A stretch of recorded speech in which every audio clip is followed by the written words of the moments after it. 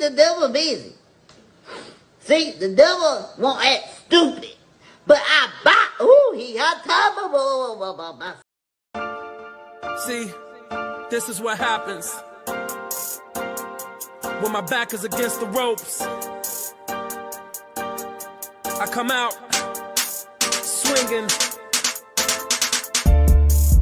My flow, my style, my look.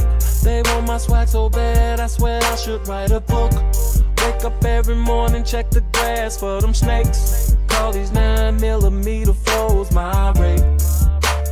Bitches over money, no way.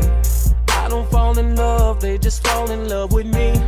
Maybe it's the money, the cars or the clothes. They got them backstage at all of my shows. A legacy, yeah, I built it from the ground. But crabs in the barrel, they stay trying to pull you down. Acting ass niggas, I swear I should write a play. How they smile in my face, that's why I say I'll take on all you haters today. Cause I'm not gonna let you get in my way.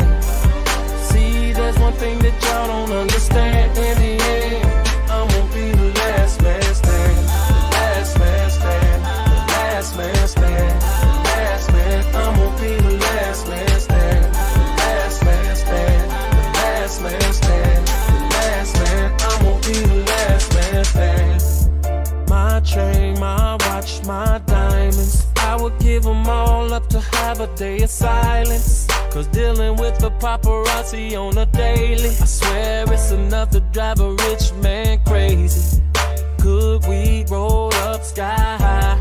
I just bought a mansion and it's on cloud 9. I love a classy chick, straight out of the hood. So I'ma make it rain, baby, call it flash floods. Niggas putting bounty on my head. Sometimes when you so loud, they would rather see you dead. Call me hammer, they can't touch this. My whole life has been ordained. I'm going for the fame, that's why I say I'll take on all you haters today. Cause I'm not gonna let you get in my way. See, there's one thing that y'all don't understand. In the end, I'm gonna be the last man standing. The last man standing. Last man stand, the last man, I'm gonna be the last man stand. The last man stand, the last man stand. The last man, I'm gonna be the last man stand. Lord, take this cross up off my back, it's heavy. I'm about to hurt somebody, heaven save me. I'm standing at the crossroad, I don't know what to do. My mind is what these haters trying to make me lose. Ever since the money, see these demons at me. And I can't seem to keep nobody real around me. You know how the saying goes, it's lonely at the top. I'm allergic to the bottom and that's why I can't stop. I'll take on all you haters today. Cause I'm not gonna let you get in my way. See, there's one thing that y'all don't understand. In the end, I'm gonna be the last man standing. The last man standing. The last man standing. The last man, I'm gonna be the last man standing. The last man standing. The last man standing. The last man, I'm gonna be the last man standing.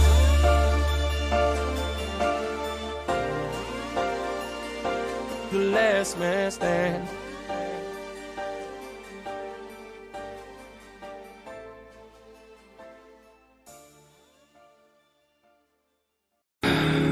But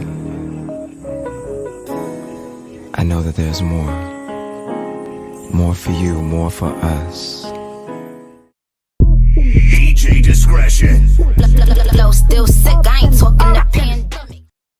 DJ discretion. Flow still sick, I ain't talking the pandemic. DJ discretion. Flow still sick, I ain't talking the pandemic.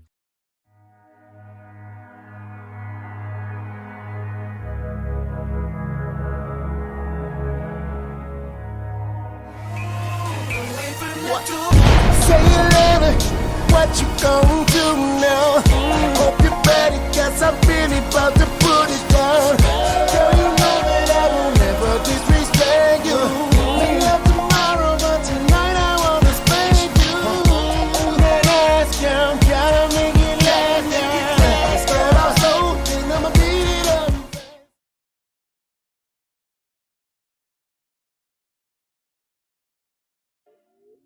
January boy, remix money. Hail Mary, full of grace. Hail Mary, full of grace. Hail Mary, full of grace. I swear that's what she said. Shawty looking at me, she's a flirt. All night creeper, let her know I put in work. But it's something I gotta teach her. Bust it open, bring it back. I'll be ready to attack. Got an automatic weapon, it go pop. She's a wifey in the street, sweet like a dove. Key in her ignition, now she rolling with a dog. She know that I keep her strong, and you know where I'm from. It's that Chi-Town boy, and I got these honeys speaking in tongues. In tongues. In tongues. In tongues. I got them all speaking in tongues. She be like, Ludacris, don't nobody give it to me like you do. I cast a spell on them. They be think I'm doing voodoo. Can't understand the words you saying. You need a translator. I aim before I shoot, then I assassinate her. She be catching that Holy Ghost. She had a loss for words. Said she really wanna wet the fabric, so I'm a softened nerd. Was a good girl when I met her, and she was so pure. Now I got her in the back room talking about Hanam Harenge Cure. That's what you get when you messing with the boys in the hood that's from the South. We be like, do you understand the words that are coming out of my mouth? She got just what she wanted, and she know I'm home. I guess that's why it seems. I got these honeys speaking in tongues. In tongues. In tongues. In tongues. I got them all speaking in tongues. 6 days a week. Get off on a Sunday, come over late at night and then I eat it like a Sunday. She know that I'm a heavyweight, more money than collection play. She tired and she sliding on me like a tidal wave. I mean, Shawty's so fine, you need to pray for her. She yelling, but I don't know what she's saying to me. She's speaking languages that I ain't never heard. Call her Dirty Diana, man, the way she make it jerk. She know that I keep her strong, and you know where I'm from. It's that Chi-Town boy. And I got these honeys speaking in tongues. In tongues. In tongues. In tongues. I got them all speaking in. Shawty, what you say? Shawty, what you say? Shawty, what you say? Shawty, what you say?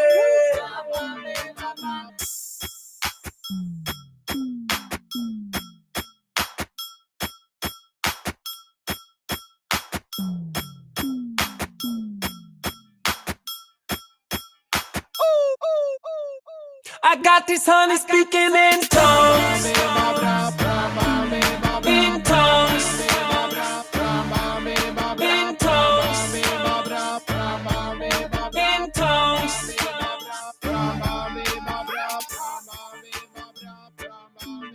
In tongues. In tongues.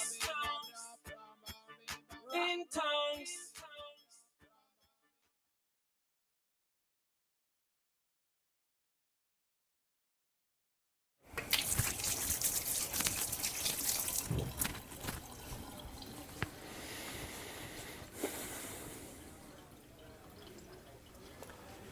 I know what you want. Oh, sure, they may have tried to separate us, but what we have is too strong, it's too powerful. I mean, after all, we shared everything, you and I. I told you my deepest, darkest secrets. I showed you exactly what people are capable of. I shocked you with my honesty, but mostly I challenged you and made you think. And you trusted me, even though you knew you shouldn't. So we're not done, no matter what anyone says. And besides, I know what you want. You want me back. Of course, some believed everything and have just been waiting with bated breath to hear me confess it all. They're just dying to have me declare that everything said is true and that I got what I deserved. Wouldn't that be easy if it was all so simple? Only you and I both know it's never that simple, not in politics and not in life. But you wouldn't believe the worst without evidence, would you? You wouldn't rush to judgments without facts, would you? Did you? No, not you. You're smarter than that. Anyway, all this presumption made for such an unsatisfying ending, and to think it could have been such a memorable send-off. I mean, if you and I have learned nothing else these past years, it's that in life and art, nothing should be off the table. We weren't afraid, not of what we said, and not of what we did, and we're still not afraid. Because I can promise you this. If I didn't pay the price for the things we both know I did do, I'm certainly not going to pay the price for the things I didn't do. Oh, of course, they're going to say I'm being disrespectful, not playing by the rules, like I ever played by anyone's rules before. I never did, and you loved it. Anyhow, despite all the poppycock, the animosity, the headlines, the impeachment without a trial, despite everything, despite even my own death, I feel surprisingly good. And my confidence grows each day that soon enough you will know the full truth. Well, wait a minute. Now that I think of it, you never actually saw me die, did you?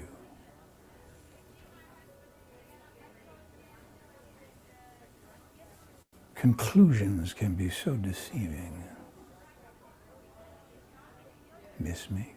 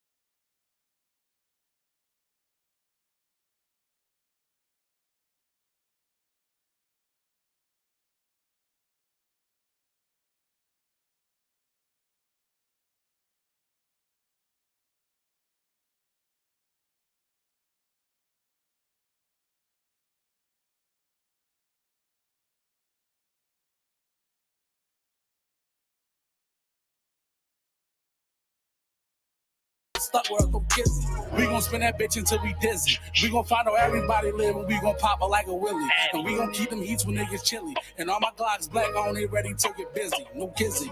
Yeah, I peep the hate, but I got something for they dumb ass. All I need is one car with one Glock with one mask. Then I let off hella shots like I had a heat in both hands. All they gon' say a nigga Indy or the gunman. Boy, it ain't no joke with us. Montclair only code for us. They say the club ran out of sections. Fully it won't open up. Rollies residential when they bust, they probably vote for us. Endless, everything they keep on quoting us. And I was on the yachty with them thotties, shout out Bruce Court. Only time we don't want the smokers when it's Newports. And I be trying to find myself a rabbit trapping D-boy. Endless keys on my block, shit think we selling keyboards. I am only playing offense, on point like a shark fin. Brought my own water to Miami, I'm a dolphin. They like fully think he found himself, I never lost it. I can go to Neiman Marcus now with my closet, cause I be overflowing with that drip shit, I'm a faucet. I got endless bitches that snacks, my phone a mob. And I gotta keep my foot on their neck, this shit a carpet. I don't give a fuck about these rappers, that shit is garbage. PG was home, they said that's not my paper. Now my man locked down and I still got that paper. Matter of fact, I'm getting cheese like that nacho flavor. I should call my nigga killer, this a nacho banger. I don't really need no features, this is nacho banger. All you hear is boom, boom, when that Glock go ring. Straight to my cell, zoom, zoom, when that iPhone ring. These niggas longer down with us because they blocks ain't banging.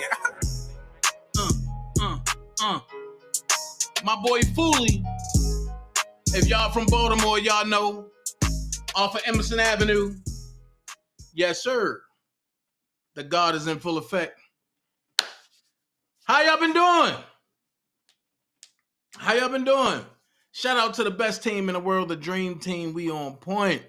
Love every last one of y'all. Y'all could have been anywhere in the world, but y'all chose to be here with me today. Y'all know what it is. This is Thursday. This is Adidas Day Dana. I said I'm going to wear it every day because I know it make niggas mad.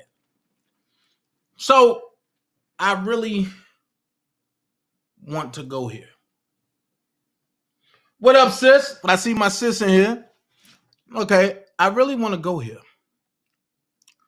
Her rawness is in the building. I really want to go here. So first, I'm going to start off and I'm going to say this. I'm going to start with Trent. Bro, I'm going to say this. We can do the back and forth all day. We can do it all day. But the allegations are false. And you talk about, oh, you know, I'm going to come live and slander. Nah, I never slandered you. I spoke facts every which way around the board. But I will say this. Because I got a call a day. And I'm going to just say that much. I got a call a day. So now I'm going to address everything.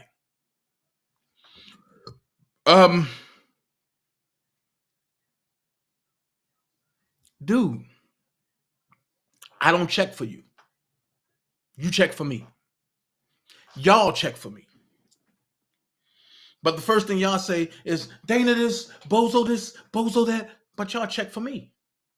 A bunch of Sambo ass niggas checking for the real dude. I don't get it. Anywho, we can go here. Easy, simple fix. Whatever you got coming down the pipe, that's you. I don't care. That's you. I don't care. That's my rebuttal to you now and forever. That's you. I don't care. Over the one wet mouth, one stink puss, whatever your name is, sweetie. You is so infatuated with me that you devoted a show on your platform dedicated to me. Once again, that's you, not me. And I'm going to tell you why I'm saying this. On down to the bed bug. I can't argue with you no more. You molested your daughters.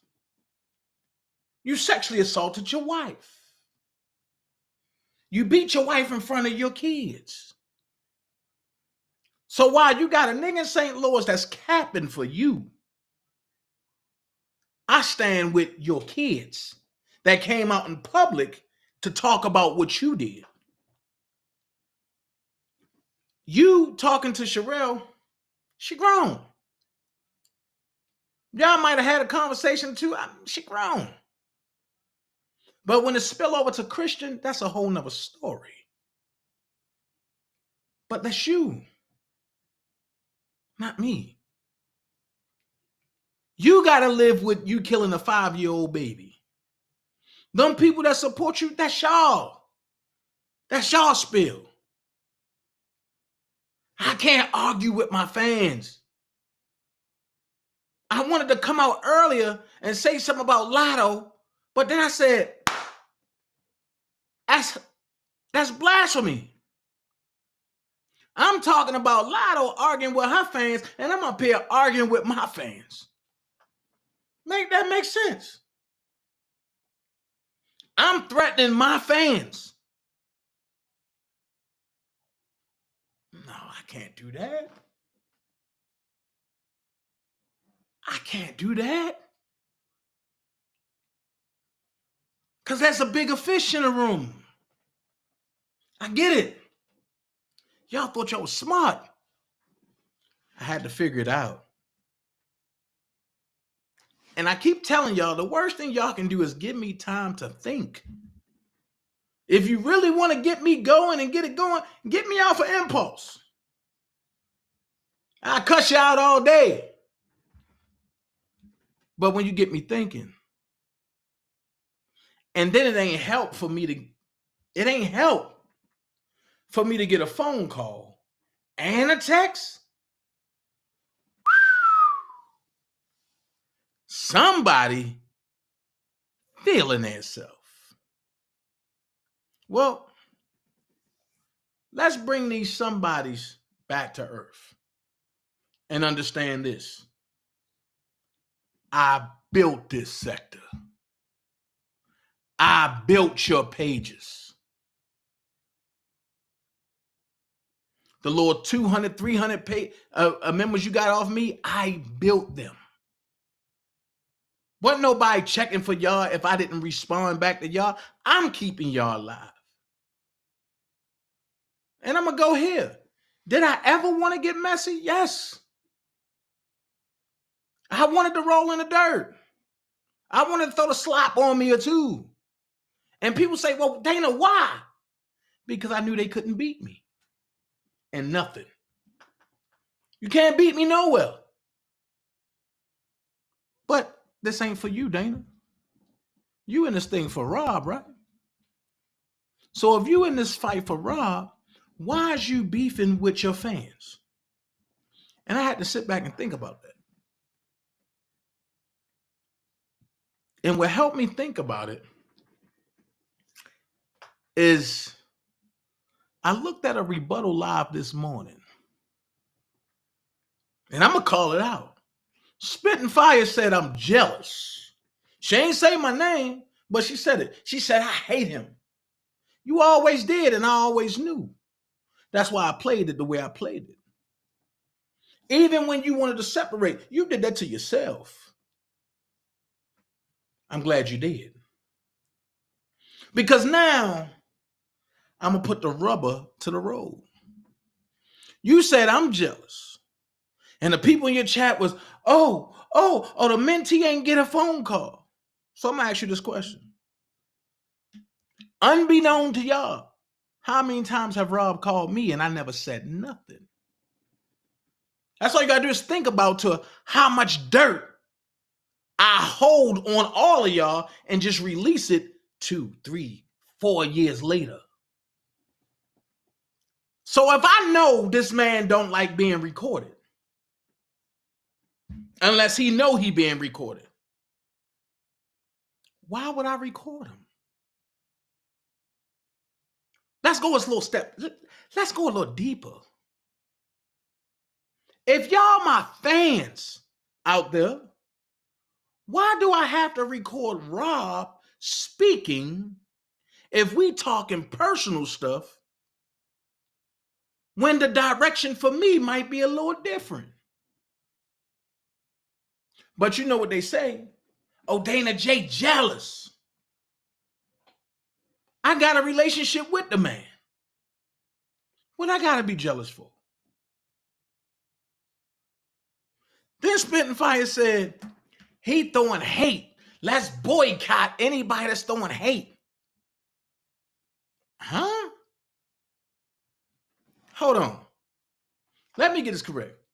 You want to boycott me, and a lot of my old throwaways are your subs. The rest you paid for. And the ones you paid for don't even come to your chat. So is this what we getting in? Is this what we getting into?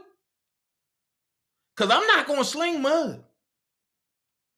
But I'm going to correct some sugar honey iced tea for all the flavors out there. So let's correct it. And like I said, I'm coming in hot. Let's correct it. You said out your own mouth, you said, Rob, look at here. Did he hear what was said on the live stream? This was yesterday. Then you said, Lord, I hope not. Not today. I am getting some sleep. Rob, I will talk to you tomorrow. If you see this, don't call back today. You hear? I am tired. No one call my YouTube number. It's going to be turned off. See you niggas later. Bye. This is what I said. I said, after listening to this live and looking at her community wall, all I can say is wow and shaking my motherfucking head. I got thoughts running through my head. Time to think and reflect on some things. I'm not sharing nobody out, but I will break down this live piece by piece, shaking my motherfucking head. People don't pay attention to what this lady says. And this got me hot. Start at 35-minute mark. And my question is, what was he doing? In which Spitting Fire is insinuating that Robert did some shit. Y'all, this is why too much. Hold on. Y'all, this is way too much. But hey, what do I know?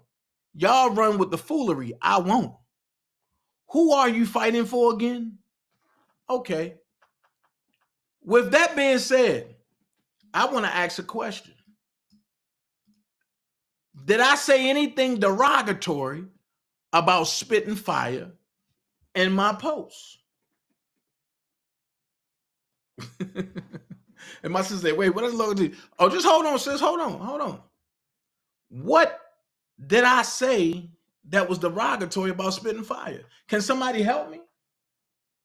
If I said something derogatory, can you please tell me?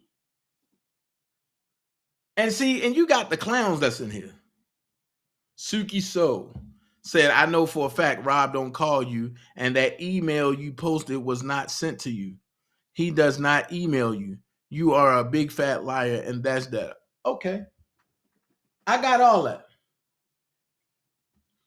So my question is, did I say anything wrong about Spitting Fire?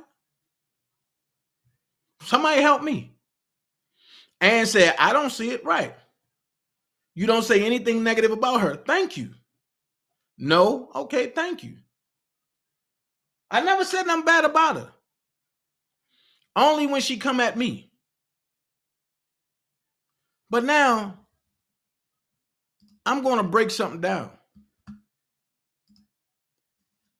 This is Spitting Fire and what she said. And I said, go to the 35-minute mark, right?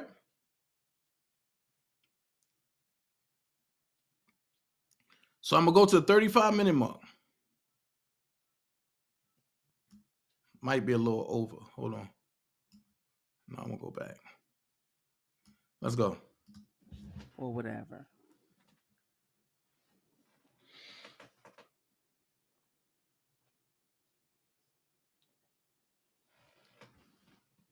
See if y'all can hear this.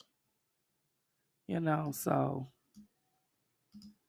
you know, it's just like he's trying to, you know, fight for the injustice of what he was doing. And let me see. So, hold on, because I want y'all to hear this. You know, the part of his conversation that was heated, I can go back, you know, to some earlier conversation, but it was just about the BOP. It wasn't nothing that y'all didn't hear before or whatever.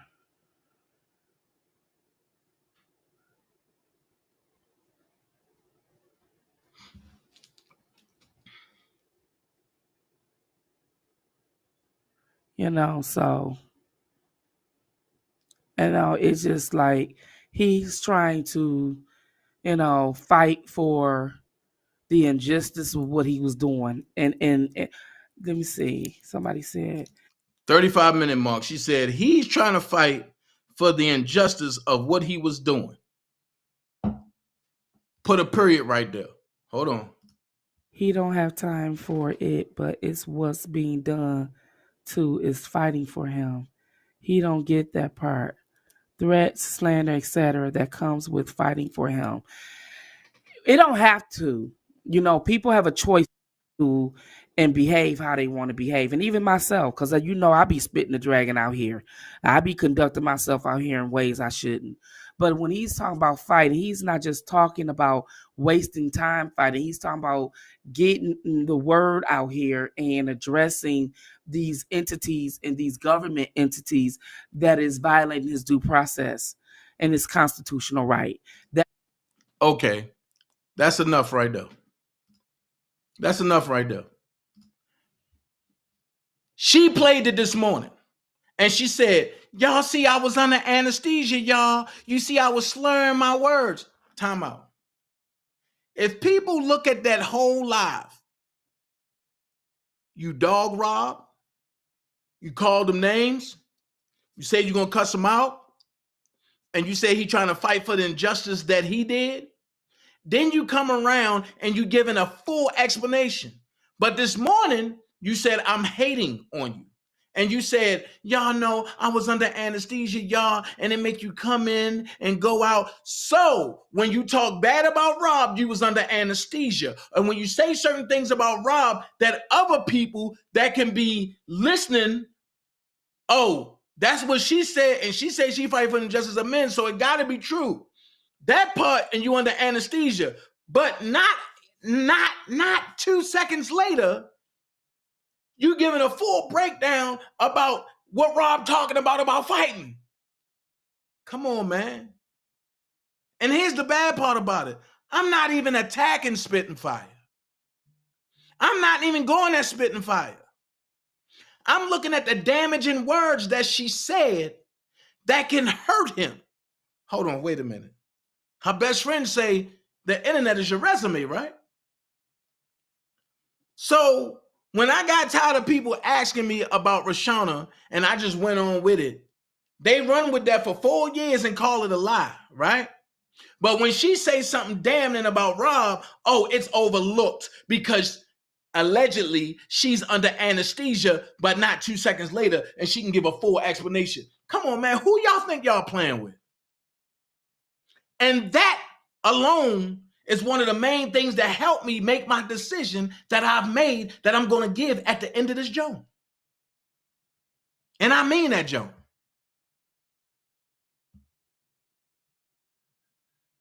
And I mean that joint.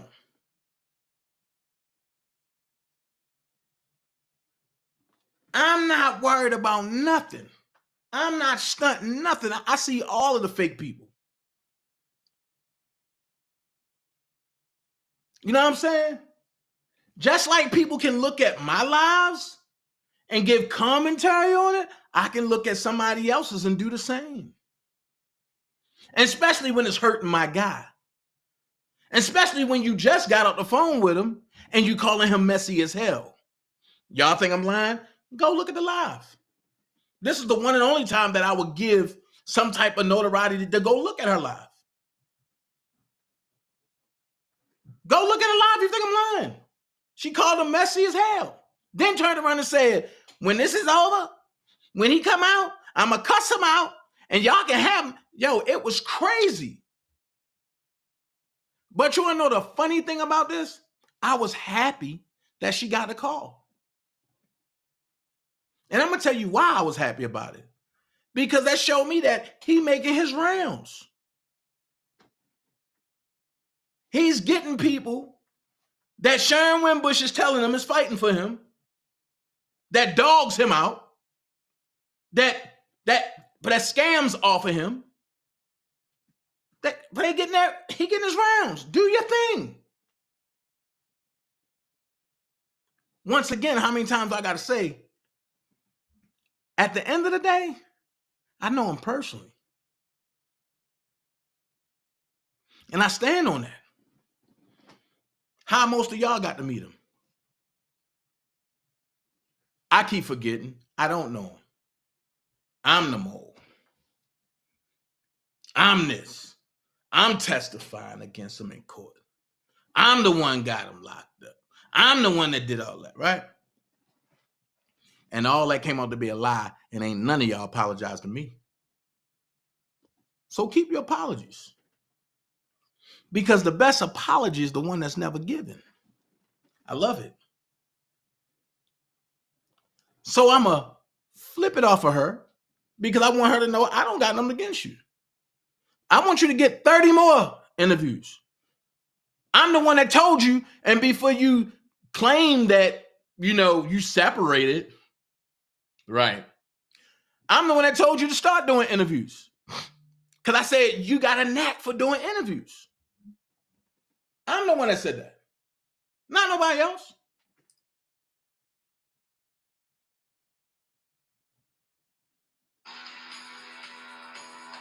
I'm the one that said that. I don't got nothing against you. You doing what you do, you in your lane, I'm in my lane. Then, oh, he called me. I know who put the shit together for him to call you.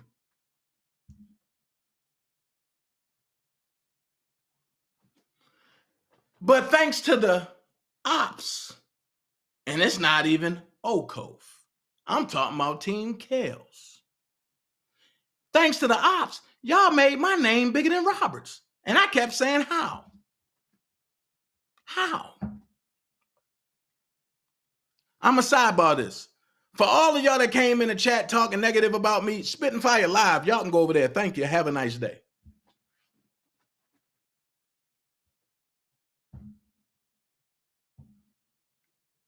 So, one thing about it is, I'm not even attacking her.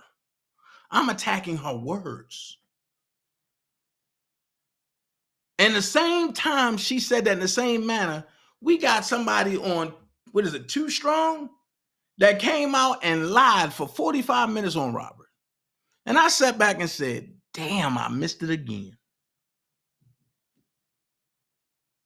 So I can no longer play down here with y'all.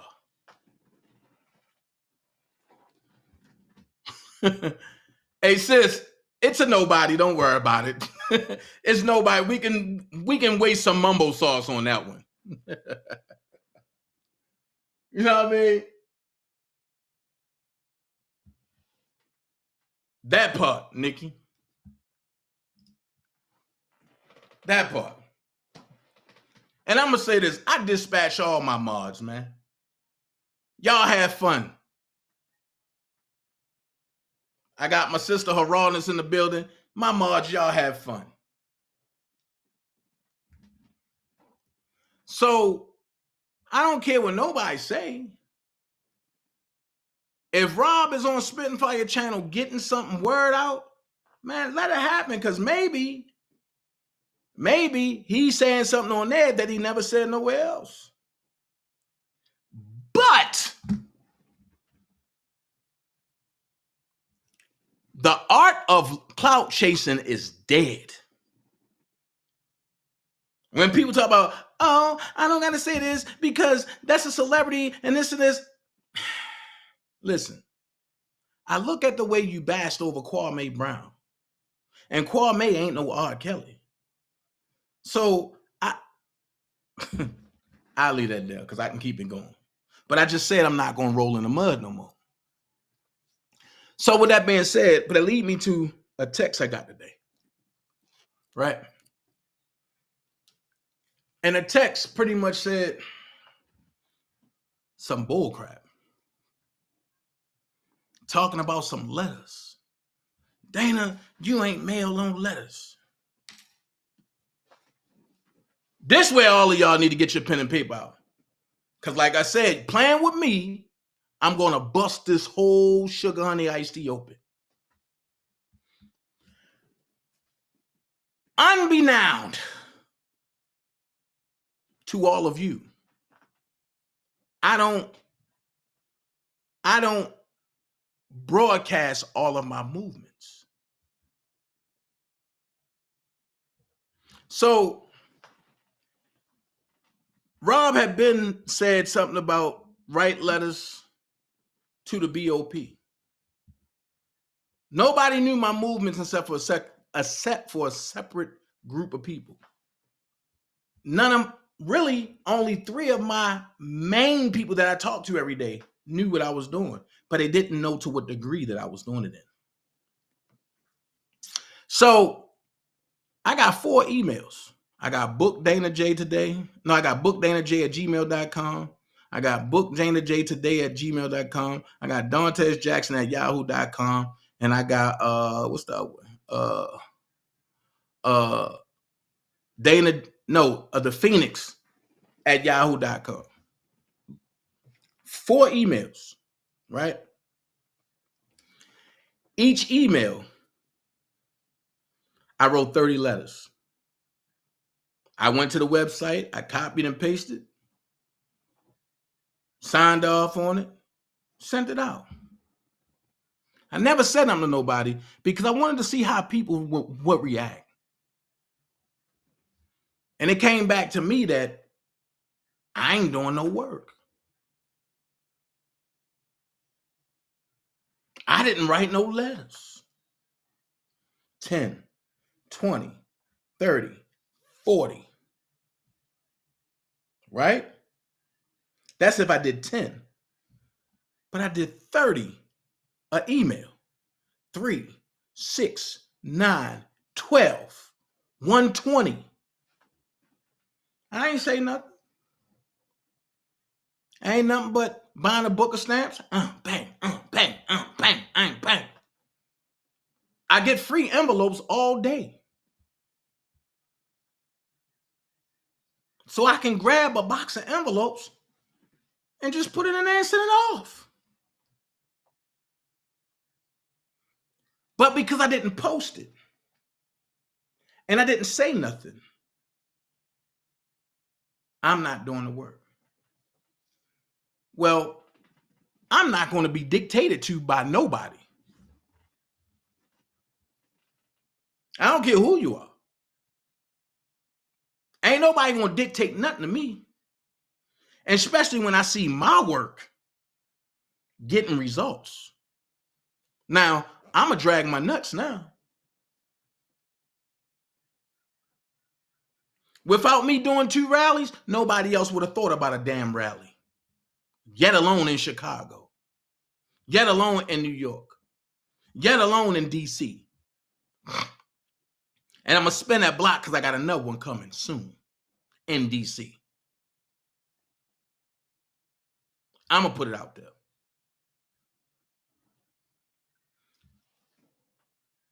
If it wasn't for me creating this sector, a lot of the people that's talking against me wouldn't know about anything. If it wasn't for me breaking down what goes on, a lot of people would not know the truth about what's in the documents. If it wasn't for me going at Team Truth and Oak Cove as a whole and as an individual, a lot of y'all wouldn't know what the hell going on. A lot of things that came out wouldn't have came out.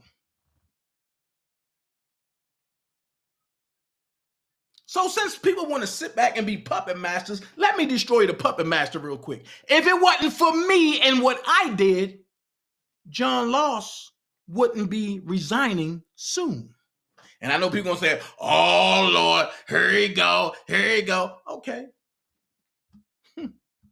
I'm gonna show you what I did that get results. So let's read a little bit. Let's read a little bit. Let's go. Oh, let me make it a little bigger for y'all.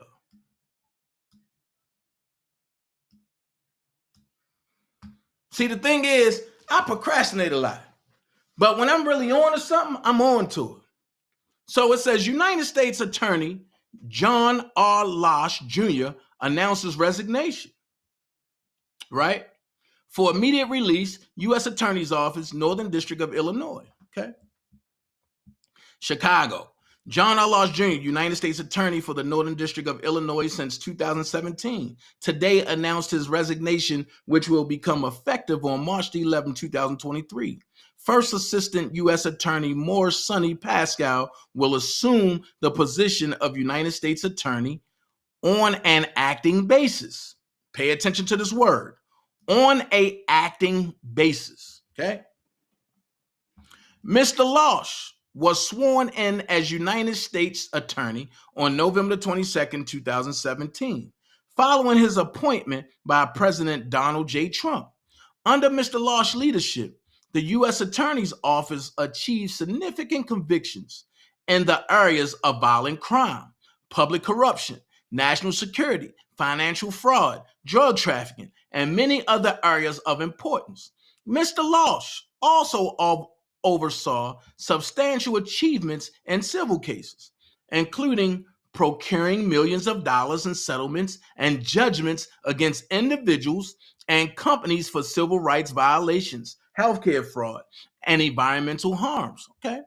It has been the privilege of a lifetime to lead the United States Attorney's Office in Chicago, said Mr. Losh. I want to thank all of my talented colleagues in the office, as well as our federal, state, and local law enforcement partners for their hard work and dedicated public service during my tenure. It was my honor each and every day to help carry out the office's mission to uphold the rule of law, keep our country safe, and protect our civil rights. Keep that in mind. Mr. Losh has served the citizens of the Northern District of Illinois and the United States with magnificent distinction, said Mr. Pascal. I want to thank John for his tremendous stewardship of the office, and I wish him well in his future endeavors. During Mr. Losh's tenure, the office focused on battling the stubborn violent crime problem in Chicago and throughout the Northern District, overseeing multiple racketeering prosecutions of members of organized criminal street gangs and gang factions. Stop. If that's what you did, that means you're holding somebody illegally. But let's finish. As well as the prosecutions of illegal gun offenders in Chicago and throughout Northern Illinois. Among other strategies, the office launched a gun crimes prosecution team to disrupt the cycle of violence in the Chicago neighborhoods most in need, as well as a gun trafficking strike force to address the illegal transfer of firearms to felons and other prohibited persons. Mr. Losh in 2020 oversaw federal law enforcement's collaboration with state and local law enforcement partners to respond to civil unrest and rising rates of violent crime in the Chicago area, right? Mr. Losh led the U.S. Attorney's Office response to the COVID-19 pandemic. The office remained open during the pandemic, and Mr. Losh oversaw criminal charges against numerous individuals for allegedly using the crisis to commit fraud. During a vulnerable time in our nation's history, in addition, the office maintained its strong tradition of prosecuting individuals for public corruption offenses during Mr. Losh's tenure. From 2018 to 2020, Mr. Losh served on the Attorney General's Advisory Committee, AGAC, which consists of a select number of U.S. attorneys who advise the Attorney General on policy, management, and operational issues impacting federal prosecutors' offices across the country. Mr. Losh also served on several AGAC subcommittees, including as chair of the Violent and Organized Crime Committee and as the member of the White Collar Fraud, Controlled Substances, and Child Exploitation and Human Trafficking subcommittees. Mr. Losh was also tasked by three attorney generals to perform significant assignments related to sensitive matters of national importance. Mr. Losh earned his law degree. He talked about where he got his law degree and everything. And before taking over the first assistant U.S. attorney in 2022, Mr. Pascal spent nearly 33 years in the office of an assistant U.S. attorney. Okay, they got all that, including several supervisory roles. Okay, but they got all that, right? So, check it. He retired, right? Or he's stepping down abruptly. Under Mr. Losh's tenure, the BOP has been allowed to do so much stuff to people, including Robert Sylvester Kelly. So the reason why I say I can't get mad at Spitting Fire is because the stuff that's been said on Spitting Fire's channel, it was funny. It was funny. And everybody asking me like, well, Dana, what was funny about it? I said all of it. All of it. It's funny. Because this man calling you to ask you to do something for him because Ms. Winbush said that you was doing work. And I'm not hating on that. But I have to ask a question. What did you do? Here we go. What did you do? What work was done? And now I got to ask questions. Like, what did any of you do?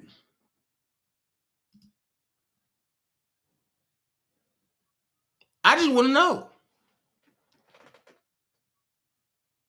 Because people making lives talking about, oh, let's do the work. Okay, let's do the work. And I'm going to keep it a buck. While everybody was writing the BOP, I took that time to think. I took that time to slow walk. I took that time to see what can benefit Rob while everybody else is focusing on what Rob need them to focus on. That's what I did. Mind you, I wrote the overly amount of letters to help out Miss Sharon Wimbush and Robert Kelly campaign. I didn't let my campaign out because I don't need no help.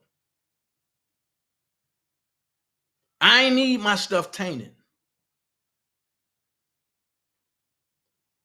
So I said, perfect. What I'm about to do is going to expose everybody. The people that call me for information, the people that call me to see what's going on, and the people that feel as though they got what they wanted and they arrived, so they want to turn on me. So I listened to have people call this, have people call that. I said, that's what's up. I like that. I said, Sharon Wimbush on it. I like it. But one thing I realized is that the BOP is not going to investigate the BOP. They will do the bare minimum and then do what they doing to Robert and say the investigation is over.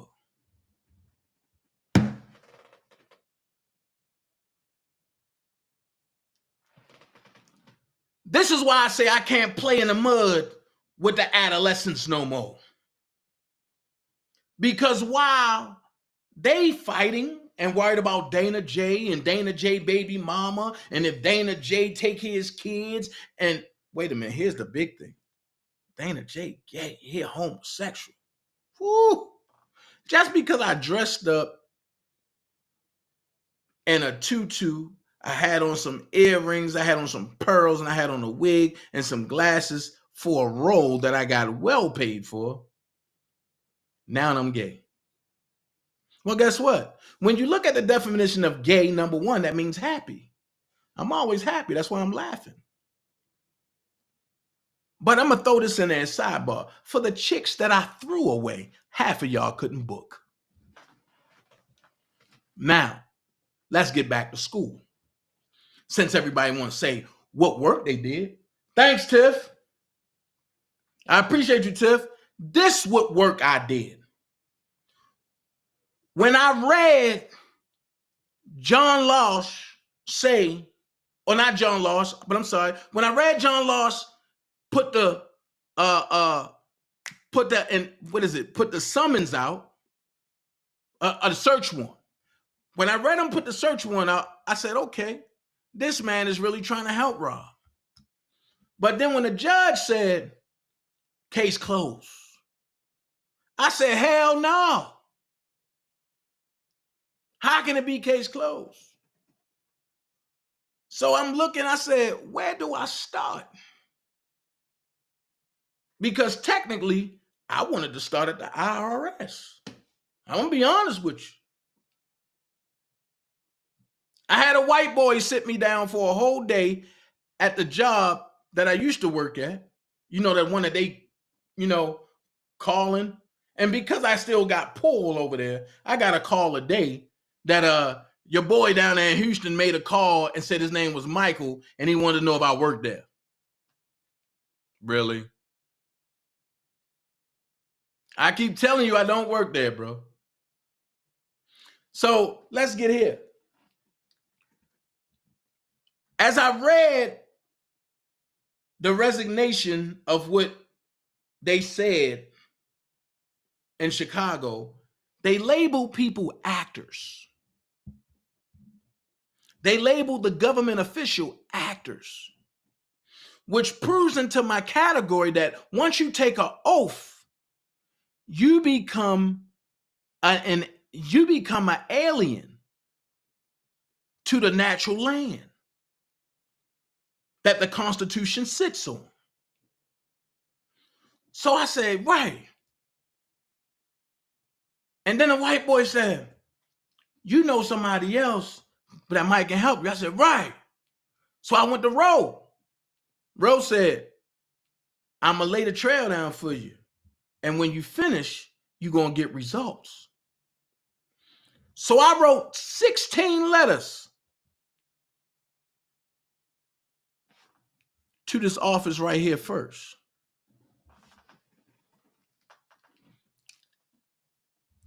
The office right there is clearly the City of Chicago Office of Inspector General.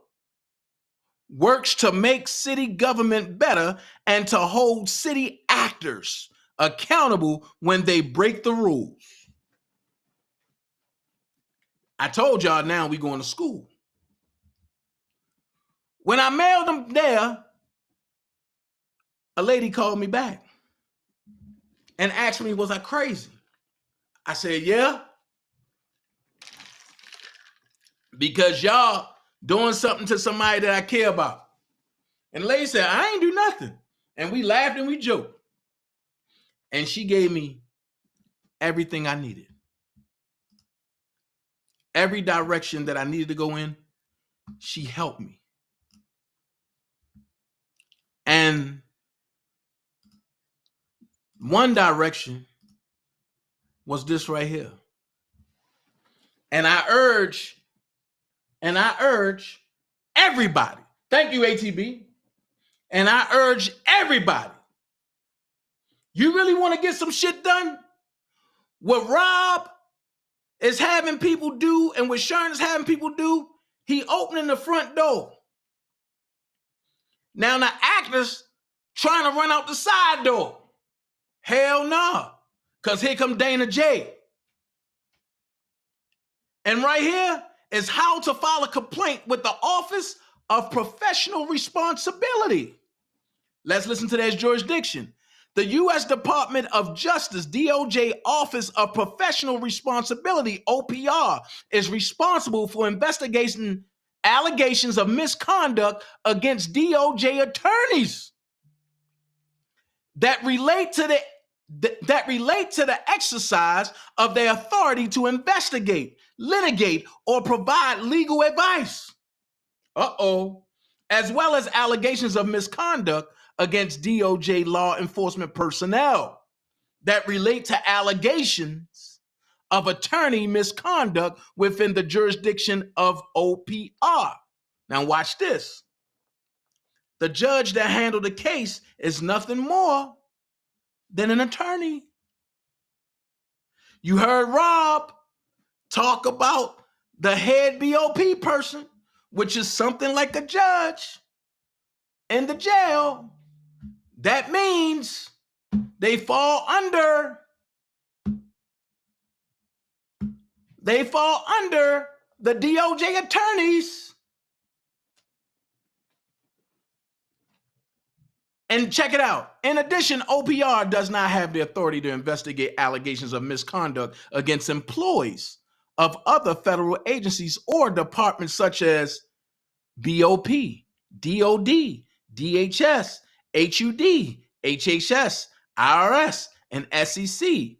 So this right here goes strictly against the head BOP officer and the other officers that access rob secret information. So it only get better. Now that we got that out the way, right? Dana, what else did you do? Here we go. I had to look up the complaint process. Any person may file a complaint with the Judicial Inquiry Board. The complaint, which is required to be submitted in writing, must state facts that substantiate any alleged misconduct or incapacity. When a complaint is made against a judge, the board acknowledges receipt of the complaint in writing. After an analysis by staff, the complaint and other relevant documents are forwarded to each board member, thank you, Jazz Cruz, for review prior to its monthly meeting. At its meeting, the board determines appropriate action, which may include the following: close the complaint because the allegations did not constitute incapacity and or misconduct under the law and standards of judicial conduct of Illinois. Stop. So they can either close the case, they can investigate it, or they can have the people appear before the board, or they can require the judge to appear before the board and respond to questions regarding allegations of misconduct and or incapacity. In this instance, the judge is served with a written notice setting forth the allegations against him or her. Hold on.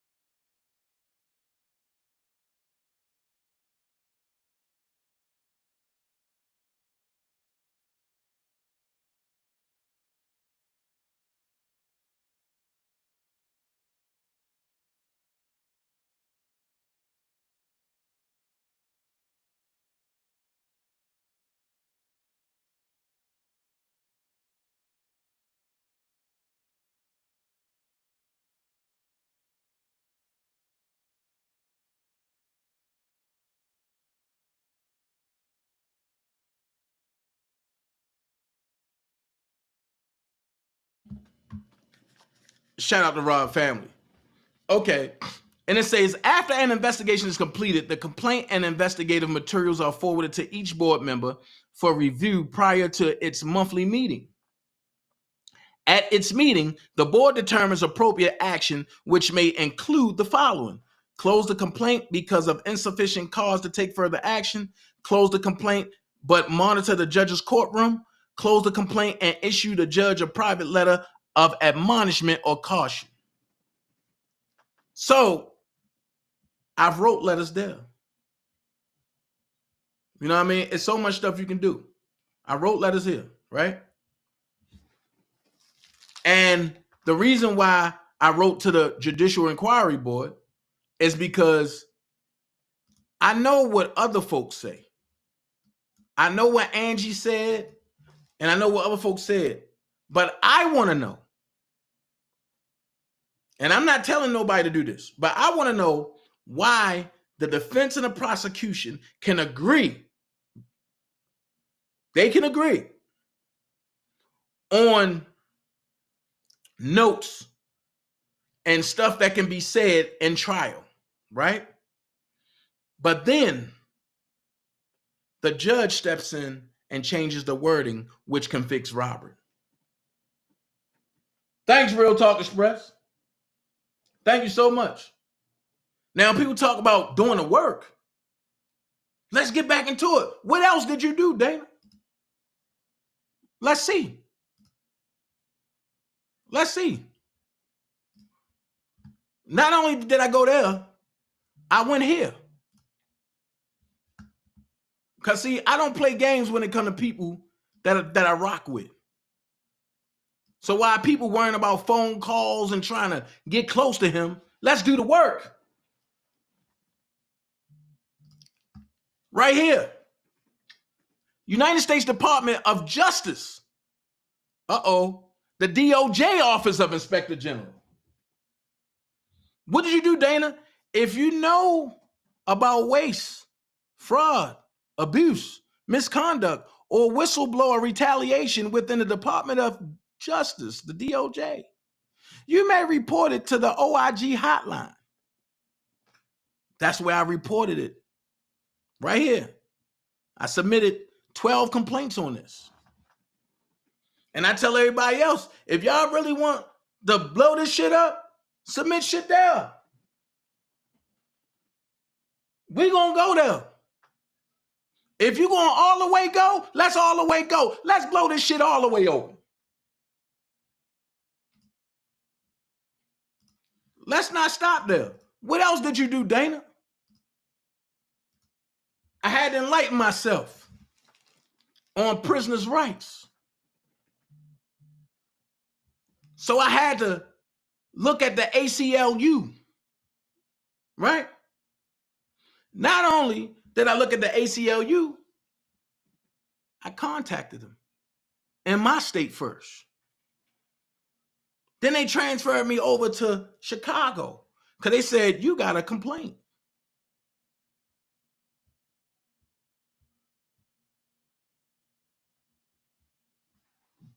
I'm just saying. We got stuff. Look at them. But the transgender and the lesbians got their stuff, and we got our stuff. And we got to share with Black and Pink, and we got to share with Just Intention and International. Man, ain't none of this shit stopping with me. I'm going to take this how far I have to go, and I filed my complaint. Y'all haven't seen this before. Robert rights were violated. So I filed a complaint with the U.S. Department of Justice Special Litigation Division. Ain't nobody talking about this. I'll just copy the letters and send it to the DOJ. Man, I'm going above and beyond. That's what I do. So I'm going to drag my nuts today. That's what I do. And if you think I'm lying, I'm going to go here just to show a little bit. Just show a little bit. That's all I'm going to show you. Just to show a little bit.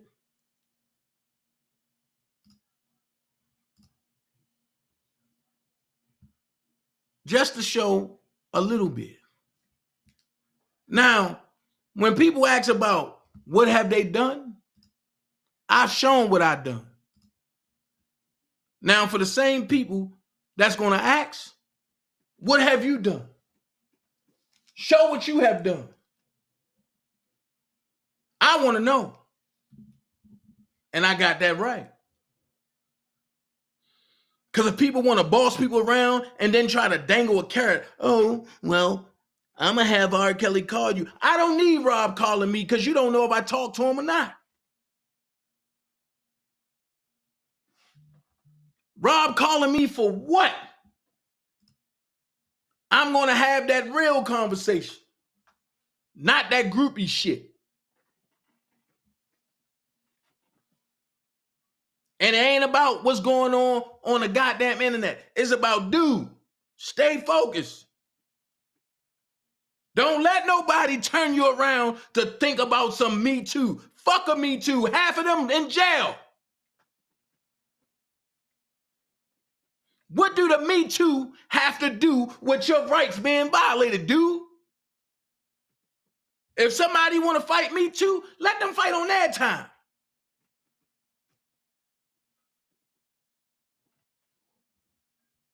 Now, for the BOP officers, I love this so much. I need Miss Jennifer Bonjean to really give y'all a piece of her mind. Hold on. So, the reason you can't get work outside of your connections is because you suck. You're not smart. You never were. You got gifts as a prosecutor because the system is rigged in your favor. So all those years that you won because 90% of the time there was a judge who was already predisposed to rule against the defendant and in your favor. And in the process, you came to believe that you were good, that you were smart, that you knew what you were doing. And then you get out into the mean, bad world of the capital marketplace. And there, you can't get a fucking client without some judge handing it to you. And then you're gonna bill the taxpayers a bunch of shitload of money. You suck.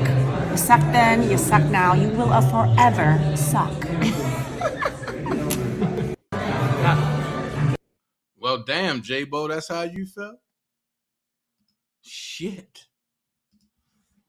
So that's why I don't worry about motherfuckers talking about, oh, Dana, you ain't get a phone call. You don't know if I got a phone call or not. But what I will say that I don't like is that people are sent to attack me, and when I attack back, they go run and rob. Oh, Dana J bothering me. Dana J bothering me. Dana J bothering me. Can you make it stop, Dana? Okay. These are the games you want to play. I will never argue with my fan again. I'm going to show you what it's like to be ignored by your daddy.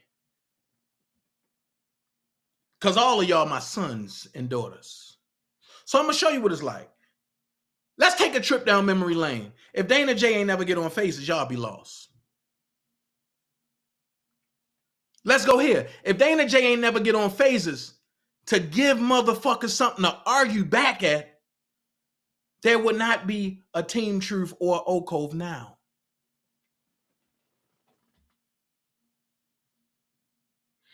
Let's take it a step further.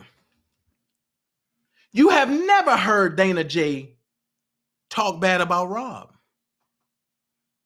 But the people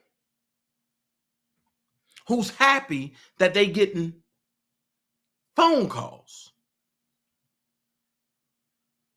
they look like little faggies with new dicks. They happy. Thank you, Nell. And I'm sitting back like, okay. Then you get the little sweet peas in the chat talking about, why the mentee ain't get a phone call? Why the mentee ain't get a phone call? Have y'all ever thought that maybe I was told to shut the fuck up about certain shit? Have you ever thought about, maybe he did get a phone call because Dana started acting weird lately?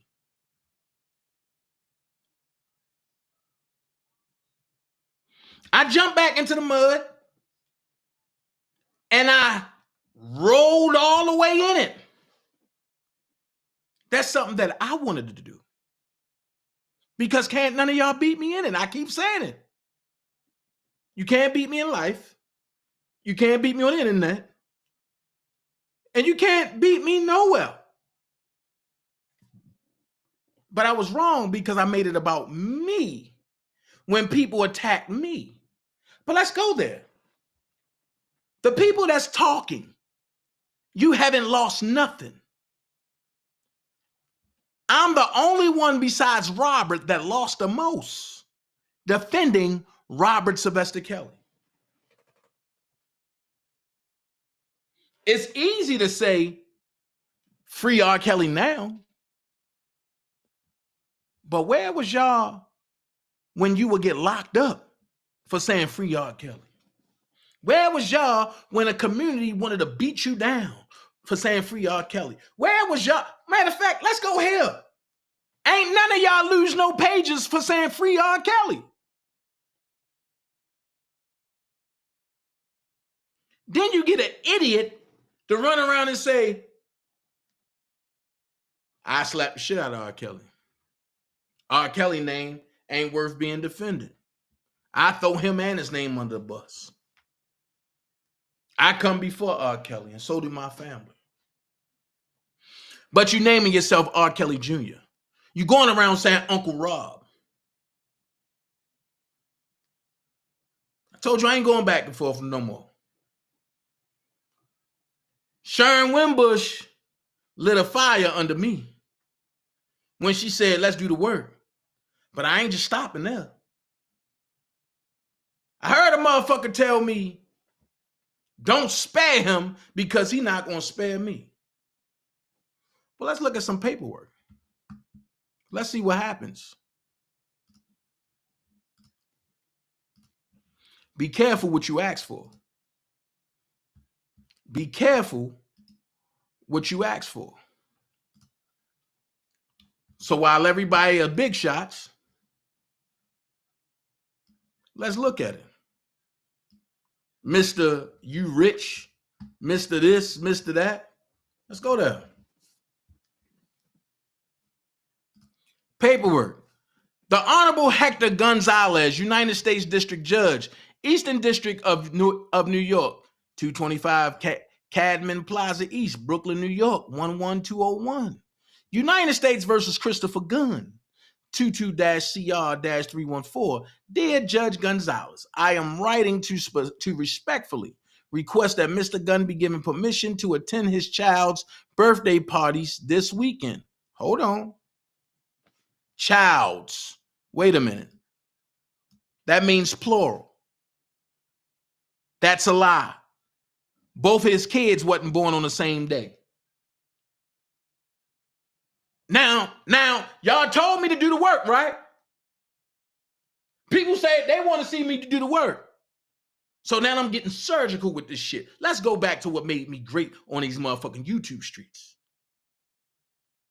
So, Mr. Gunn be given permission to attend his child's birthday parties this weekend, which the address is redacted out. This request falls squarely within your honor's order that Mr. Gunn be permitted to attend weekend activities with his children.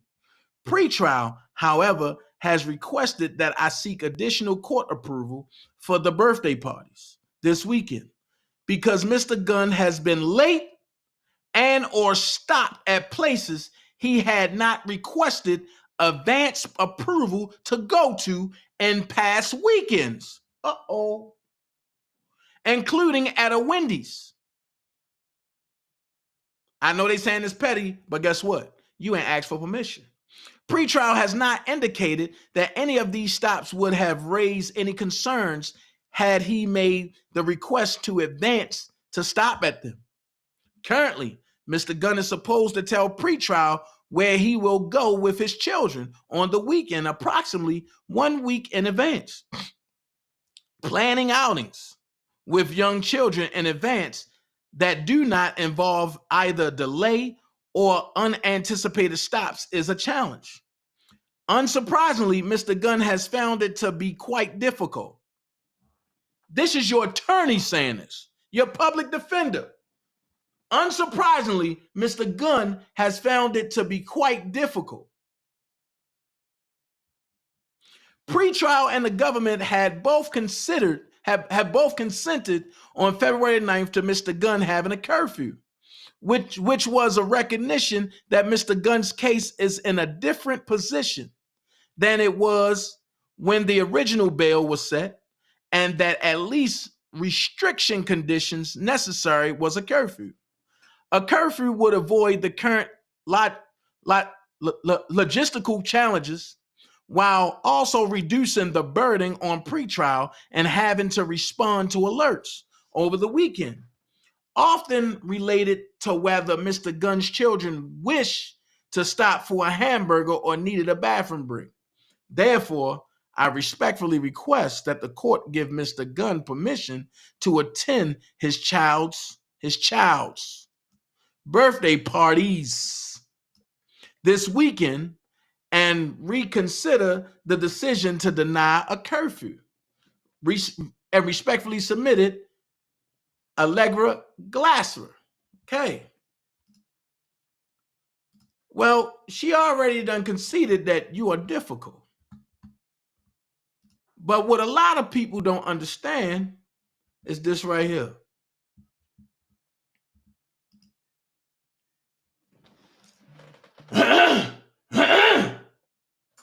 Uh-oh. The court is in receipt of defendant's motion 36 to modify conditions of release to attend his child's birthday parties this weekend, as well as a violation memorandum 38 from pretrial services recommending that the defendant's modification regarding child care related activities be removed. The parties are ordered to respond by 12 p.m. Eastern Standard Time tomorrow, March the 3rd, 2023. Why the court should or should not revoke the modification to defendant's bond regarding child care related activities approved by pretrial services, signed by Judge Hector Gonzalez. Now, didn't you make a threat to me by saying you supposed to be with my kids this weekend?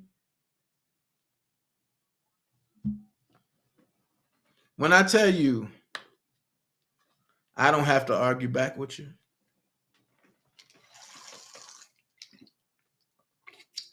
I mean what I say. I addressed the head of the snake and I cut his head off. So you get no more threats from me. Those days are gone.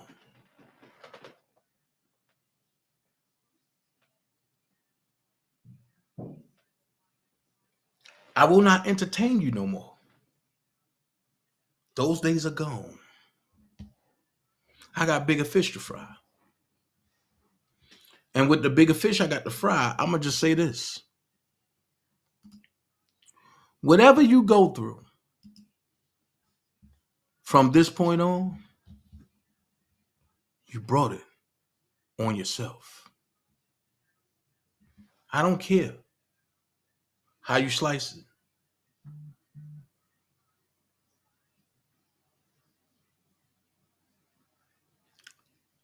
But I got you. That's it. That's all I got to say to you. I got you. I wish you nothing but the best. It ain't going to be easy. Especially with your public defendant or defender saying what she's saying about you being difficult.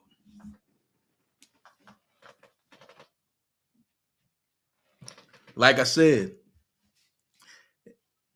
it's not what I'm saying. It's what I'm not saying. 30 rounds. Now, I got a problem.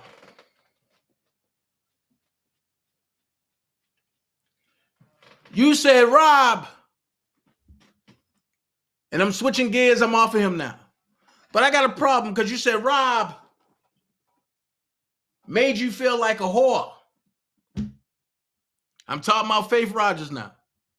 You said Rob made you feel like a whore.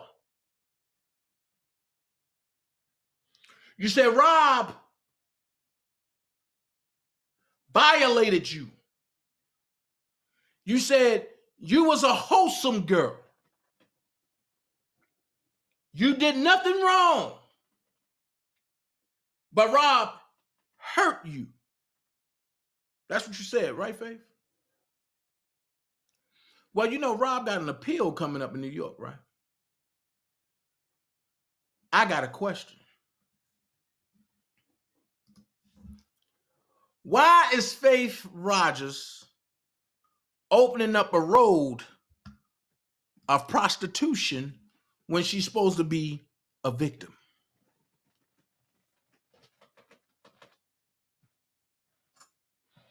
Victims don't share nude pics and videos every single day.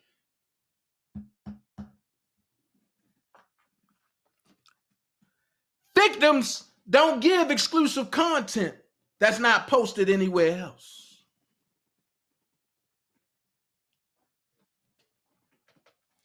Victims do not indulge with NSFWs only, and every post is naughty.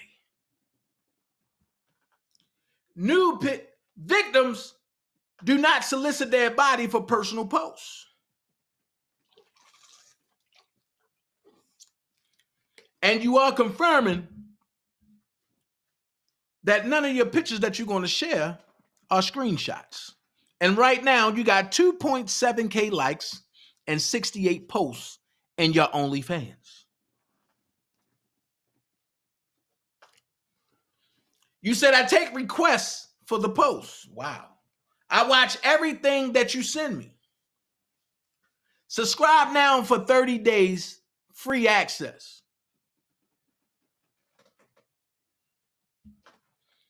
You also ate a roach for $50. Limited time offer, cancel anytime, storage 24/7. I got a question. My question is, Charles Rogers, is this what you raised your daughter to be? A OnlyFans superstar? Miss Rogers, I thank you for telling the truth. But how can Rob try to give Faith herpes? And you say she never had genital herpes. Somebody said, oh, she had it in her mouth. Everybody got herpes simplex 1. If you were born from a mama that came out of a vagina or that came out of a stomach, if you breathe air, if your blood is originally blue, but then when the air hit it, it turns red, you have herpes simplex 1 lying dormant in your body.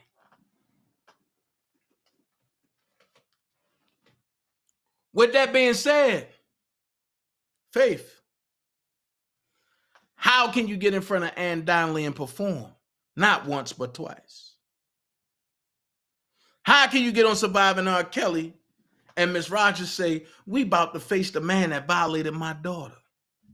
When that man sat there in my face, in his truck, crying and said, I was nothing but good to them.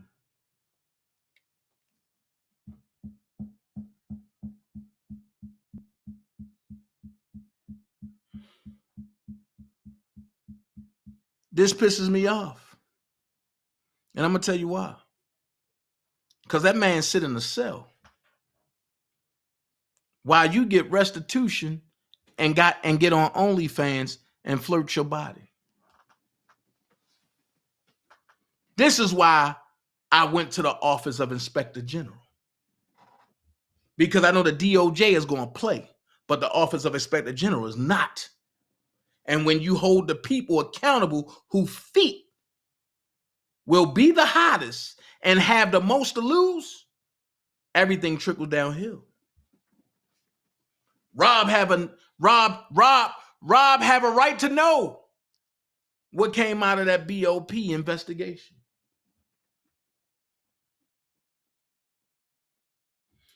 And for people to say that don't matter, you're a lie. Because without the BOP doing what they doing and Tasha K doing what she doing, and Tasha K deserves to go to jail too. But without them two, there is no conviction in New York. And I stand on that. And I stand on that. So I said that to say this. And this goes for the masses. Don't never think Dana J is a fucking puppet. because of what people can do on one side. Because what you can do, I can do better. I can push more. One thing I always said, I came into this joint again, and I tried to have everybody united. But jealousy for Dana J. Jealousy because I know Rob. Jealousy because they hated me for certain things. It led to disarray. So I heard people say, if Dana J wasn't around, it wouldn't be a problem. I heard that before. I left the firm. And the people that really meant good left with me. We started Dream Team. Shout out to Brooke. We praying for her. She lost her daddy. She got to bury her daddy soon. We haven't had no problems over here. Everybody else done fell out and stole money and did all that. We ain't had no problems, but I thought Dana was the problem. So I'm going to up the ante. I urge y'all to do one or two things. If y'all don't want to hear me, don't watch me. If y'all don't want to hear me, leave my name out your mouth. If y'all don't want me to do a rebuttal on y'all stuff, just do the right thing. And leave my commentary alone, and I'll leave y'all's alone. Part number 2. You can always get the hell out of my sector. And that's law. I don't speak on y'all. I created the Dream Team along with Brooke to separate from all the fake and phonies, and that's what we did. But let me address something. The lie. Nobody from the Dream Team emailed Spit and Fire. What happened was I posted on my wall what I read to y'all. So what she's trying to do is create division within the Dream Team and to make it seem like, oh, we got a problem. We already on that. Before I even posted that, I said she was going to do that, along with Alicia. I said that. So when it came out, I was at work, and she said, I told you so, bro. I just bust out laughing. I said, they have no idea. I'm light years in front of them. So I urge everybody, you have more than one way to skin a cat. I closed the windows. I closed the doors. No, I'm sorry. I closed the windows. I closed the basement and the back door. Sharon Wimbush closed the front door. The chimneys, Big Vi done got. Big Vi and JoJo, they up top. When they try to make a call, it's being intercepted by matter of fact, it's being intercepted by Big Vi because you're going to hear that opinion. When you turn on the TV, you got Alicia podcast right there telling you exactly what to do. We covered over here.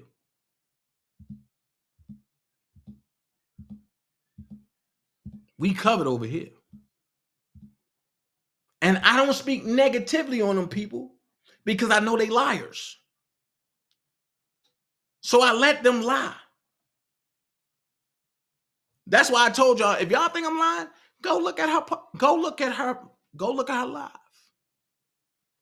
And listen to it all the way through. And pay attention to every word. And ask yourself this question. Do it make sense? How are you going to argue with a man that was told by Sharon Wimbush that you doing work for him, but you want to tell him what you want to do for him when he telling you what you need to do for him?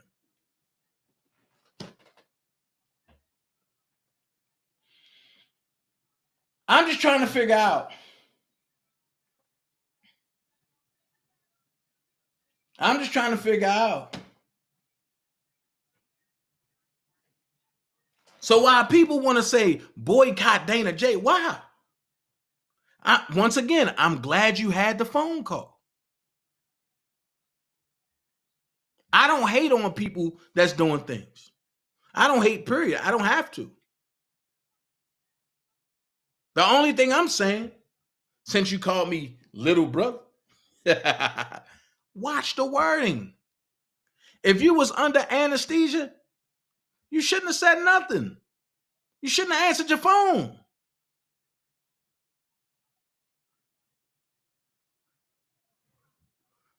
But you under anesthesia and you had enough to record him, to have a logical conversation with him, to say what you wanted to say to him and behind his back. But you was only woozy when you was talking bad about him. Anesthesia don't work that way. Anesthesia don't work that way. And what I'm saying is, be careful. It's constructive criticism. Be careful. And you might hate me. I don't care. But if I see you trying to do something prosperous, I'm going to help you when you fuck up, whether I like you or not. Whether you like the way it come out or not, I'm going to help you. So that way you can say, you know what? That's a mental note. You know what? He right.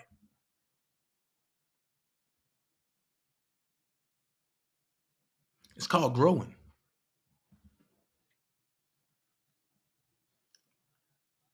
And get rid of all them people that you paid for. It don't look good for your page. You got your ratio is off, all the way off. I'm just saying. However, there's a group of guys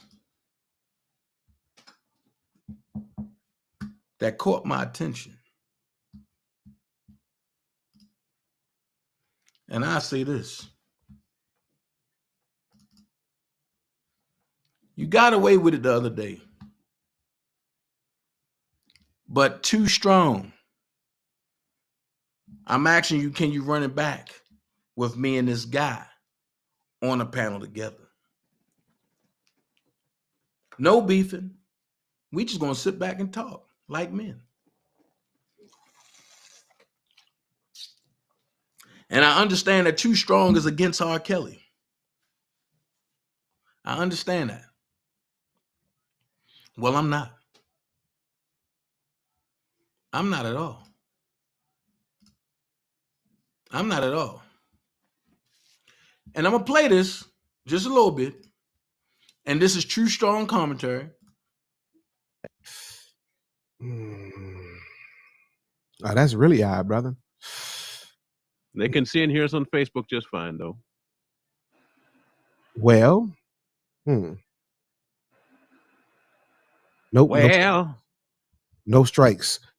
Okay, then it's just they don't like us. Yeah, there ain't no strikes or nothing there. This is proof, Corey, that they don't like us. Oh, we're live now. Oh, it's on now? Mm-hmm. All right. There we go. It's just a little small hiccup. It'll be all right. We ain't gonna sweat the technique. We're gonna get it moving and make this thing work, right? So, like I said, MAGA had a. I'm gonna let you tell it. So, MAGA, let's go back to this R. Kelly deal. Mm-hmm. When you first met him and how you met him. How did you meet him and where and all that? Give us just take it that far and then we go from there. All right. Well, I went out to Chicago to visit a relative of mine's, and we went out there just to have fun, spend some time with the family. And we went to this thing out there called The Taste. I went over to Waukegan to watch Michael Jordan's sons play basketball. They were at the time kind of like the teenage ages, going into college a little bit, probably, I think. But they were good. Little league. Went out to Waukegan, came back, spent a little time with my family, and I was at the time I was around Star Trek with Pharrell and them, so I had like a different type of persona. I was a skateboard BMX biker type dude, And I ran into a photographer and a female friend of mine's that was asked me if I wanted to meet R. Kelly. And this was like 2008 when he just finished the Allegations, I believe, with Sparkle's niece, if I'm not mistaken. And I was like, yeah, at the age I didn't see it. So I was like, I don't believe what's on TV. I'm just like everybody, like, man, they just trying to set the man up. So I go, I get to the studio, you know, and when I walk in the studio, it's like he has an entourage full of people. It felt like a presence of power. Like that's the first time in a long time I've seen somebody with a structure that just, you know, the hat, the shades, the no words, and you know, we had to sit down and wait. So once he was done, I guess he had a session with a R&B female. At the time, I didn't know who she was. We waited till she got out. We walked in, and he was like, you know, this little guy, he's good, man. He makes a little different type of music. At the time, I kind of made like the NERD, Pharrellish type Neptune records. And I was like, man, you know, can I play a couple of records for you? So I played a couple of records for him, and he was like, he's kind of bobbing his head to it, like, oh, this kind of puts me in the mood of Pharrell a little bit, man. You kind of remind me like a little kind of skateboard P. So I'm like, yeah, man, this is what I'm trying to pursue as a youngster. Man, I skateboard, I do this. This is the image I want. So he sits back in the chair, and he asks for everybody to leave. He said, I want to have a personal talk with him, you know, to see exactly how serious he is. And he was like, what do you know about the industry? And I'm like, I mean, just making music. You know, all I know is making music in the studio and doing what I love to do. You know, and he was like, well, you seem like you really don't know the industry. And I was like, well, I make music, sir. You know, all due respect, all I know is the music. He was like, have you ever heard of the Illuminati before? And I was like, no, sir. I heard of Illuminati from Tupac, but I never heard, you know what I mean? But I never heard of Illuminati, you know what I mean? So I tell him, like, no, I don't know anything about that, sir. And he's like, man, you sure you want to be in this industry? And I'm like, yes, this is what I love to do. I love to make music. I love to make music. So he flat out called it the Illuminati. Yeah, like, flat out called it just straight Illuminati. Like, now I'm not gonna play too much on here because I know how people get strike happy.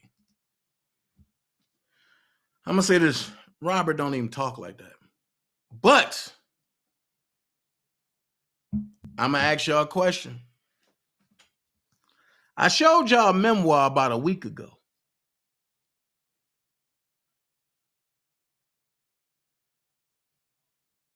Ain't that's what Cheryl Mack said that Robert said about her artists? But not the Illuminati part? I'm just saying if y'all been paying attention. If y'all remember when I read that memoir by Cheryl Mack, and it's on page 1, when she come out talking about it, and she said he asked her artist that. Here's my question. How many people are we going to see come with that same memoir lie that Cheryl Mack put out there? And just ironic, he just so happened to be an entertainer. Just ironic, he just so happened to be somebody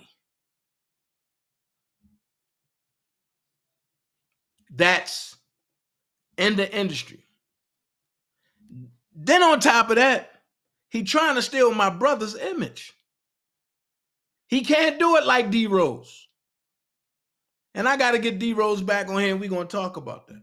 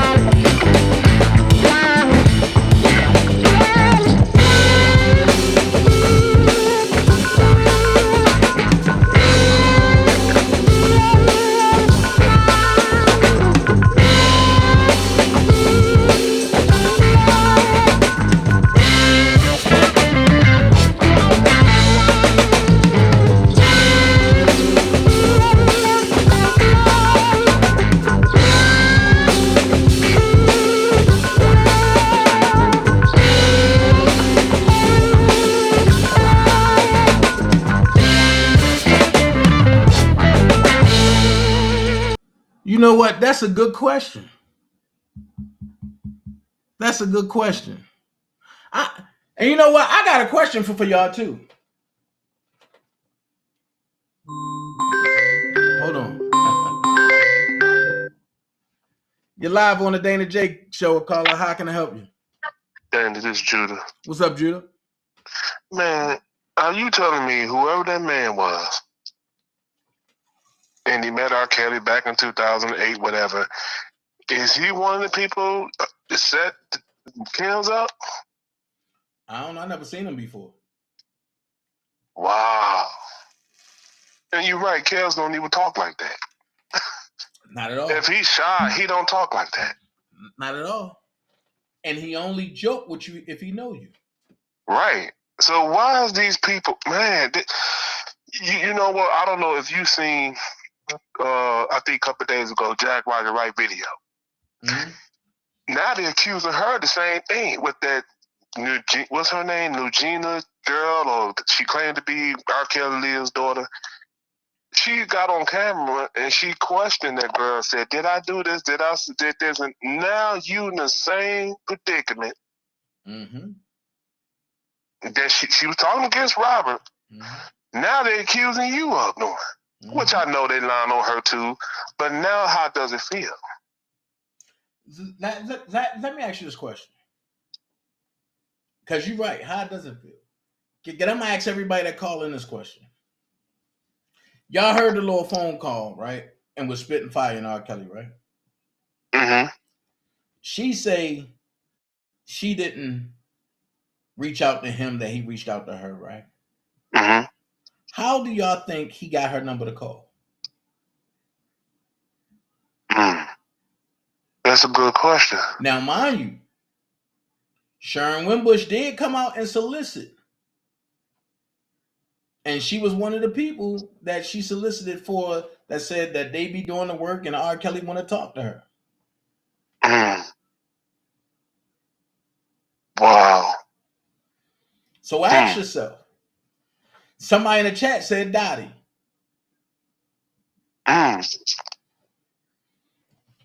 See what I mean when I say it's so many people hands at bay and at work, and why I don't want to deal with none of them? Yeah, it's too much going on. It's too much going on. I've separated myself in a dream team from all of them. And the reason why I'm doing it is because I don't have time for bullcrap. And then I'm hearing that they're trying to, if I'm not mistaken, I think a couple days ago you said something about them trying to kick Bo Jean off the case. What the hell is y'all problem? Listen, here's the thing. Then they try to cover up certain situations saying, oh, we not trying to kick Bo Jean off the joint.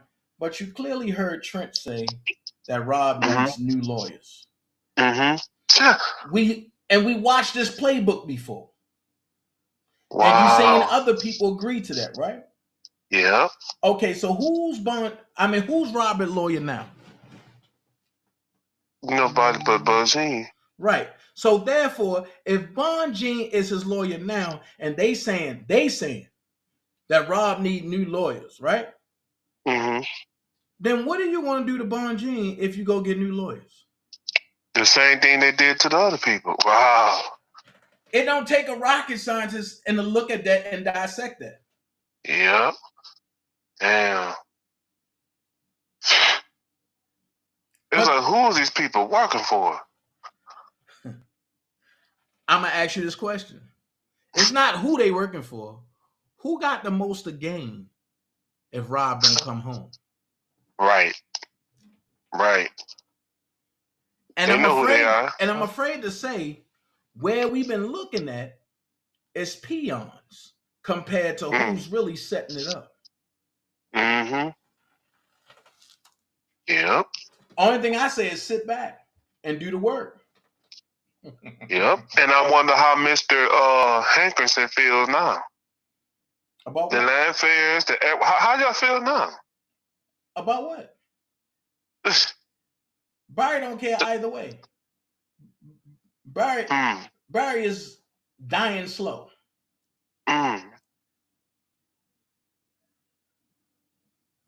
And it's sad, Dana, because I don't know. Like I said, I don't even know why her family, Aaliyah's family, not speaking out against this. They just sitting back, and I understand they might be scared. They might be, but that man received $90 million, and you mean to tell me nobody's saying nothing about it? I'm gonna say this.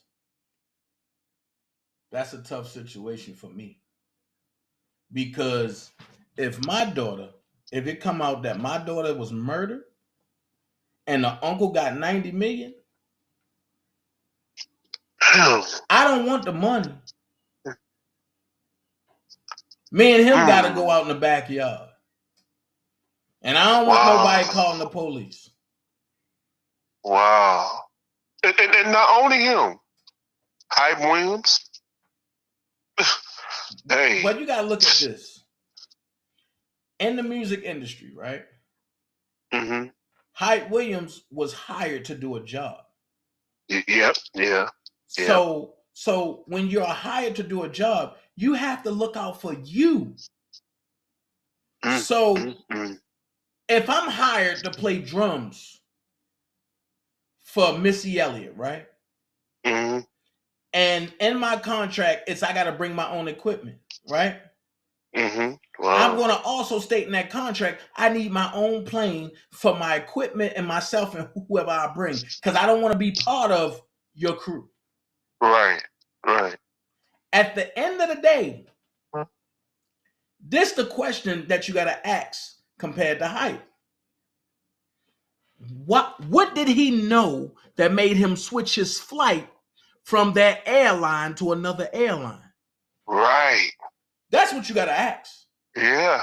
Don't ask what about Hype, because I can ask you what about him. But why would he change his airline flight at the last minute? Right. Who advised him to do that? Because Hype don't pay for his flights. Right. So why would Barry change his flight? Mm-hmm. Yeah. That part right there, correct? Wow. On top of that, equipment have his own plane. Mm-hmm. When have you ever known equipment to fly with the artist? I'm going to take it a step further. When have you known the main attraction artist to fly with the roadies or the backup dancers? Right. They have 3-4 tour buses right. Yep. Now, if you want to break this thing down, and we can break it down piece by piece, angle by angle, word for word, all that. I'm gonna ask you this, Dana. Have you ever met Aaliyah's stage manager? Which one? The dude that was at Professor Griff seminars, and he got up and he was, that man was mad. That guy. Divine Stevens? Is that him? Of course. Because he said they had.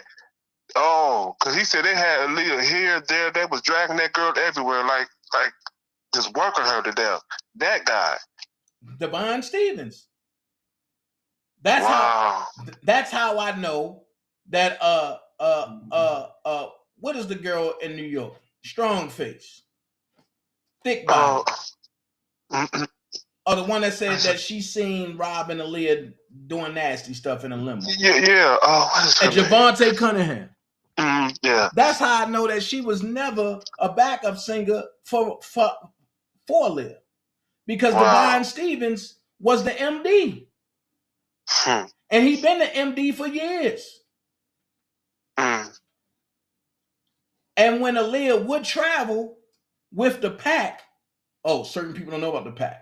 But when Aaliyah would travel with the pack, which will be Player, Genuine, Tank, and will be playing keyboards and trying to sing. But when she traveled with the pack, Divine Stevens and Player was our background singers.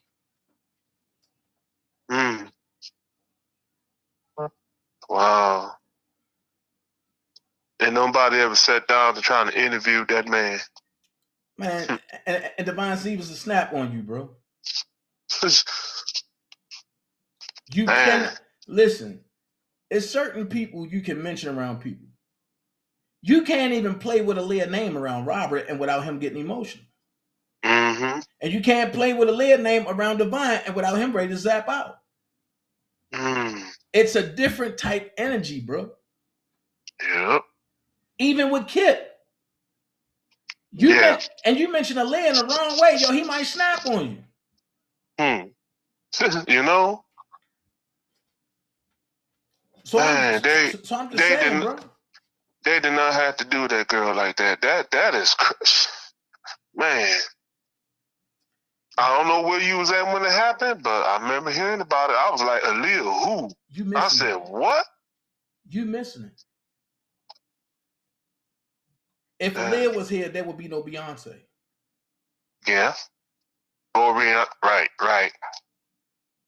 Yeah. I'm sorry. You're right. If Aaliyah was here, it wouldn't be no Rihanna. Mm-hmm. If Whitney was here, it still wouldn't be no Beyonce because they would still be saying Whitney is the greatest. Yep, you're right.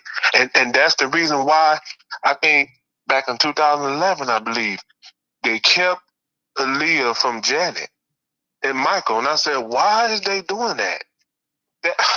Why? Janet said, I don't understand why they kept doing. They kept separating us. And I'm like, what the hell all that about? Take a step back and think about it. Think about it. I'm not going to say too much because YouTube is sensitive. Mm-hmm.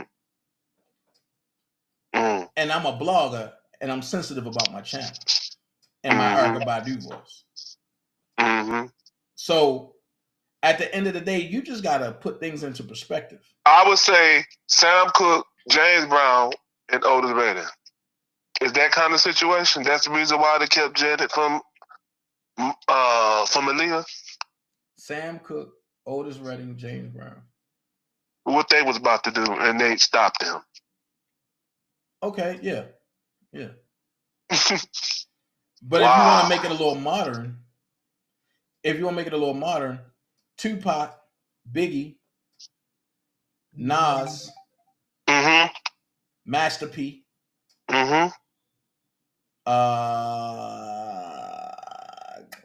I'm missing some people.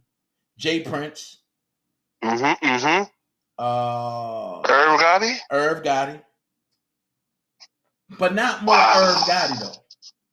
Irv Gotti's brother. Yeah. Oh, I forgot about him. Yeah. How can you forget about him? And he's the first one that brought out Murder Inc. Wow. Oh, wow. And when what is the dude that used to be a Violator?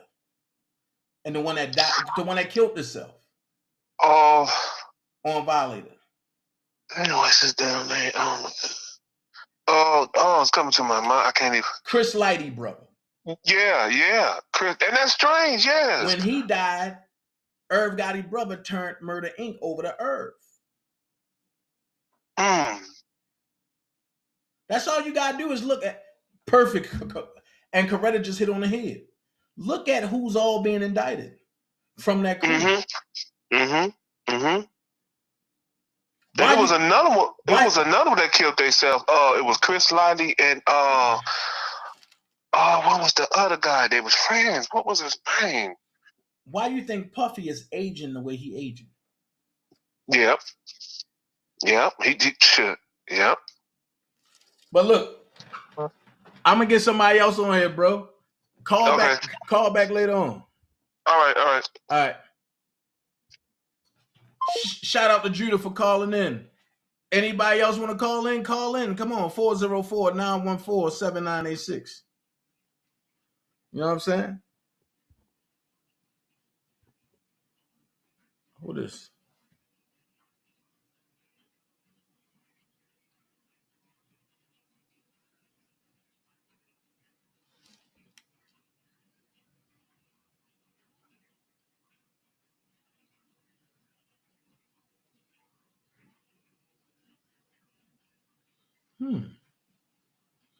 This is an interesting text I just got.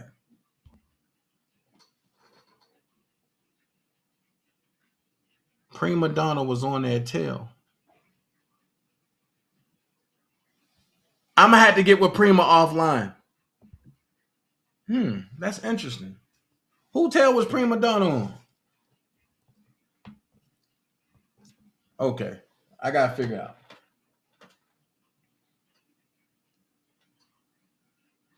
Now you got me puzzled. Now you got me wondering. Now I'm gonna have to do some research on that.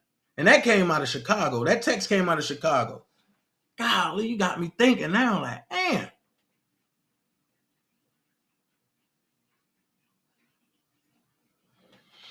Call in 404-914-7986. I want to hear from you.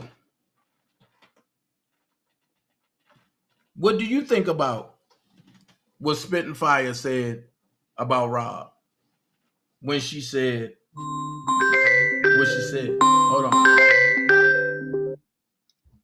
You live on the Dana J Show, caller. How can I help you? Hey, Dana, this is Angela Smith. Hey, how you doing, Angela? Hey, I'm fine. I was calling just to say, I had the pleasure of meeting R. Kelly before at an after party. Where did you meet him at? In Cleveland. Cleveland? Yeah, Cleveland, Ohio. Okay, give us detail about y'all interaction. How was it? How was it? Yeah. Everything they saying about R. Kelly, I did not see none of that. So him having a cult, did you see that? No. Him having a harem, did you see that? Him being him being controlling, did you see that? Nope, I did not. Now I did see young ladies. Now, let me say. Go ahead.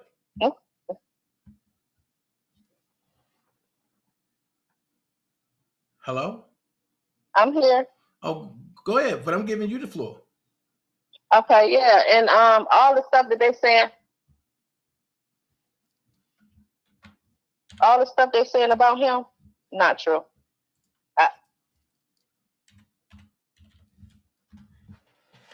I kind of missed part of the show. I missed part of the show. I'm gonna have to go back.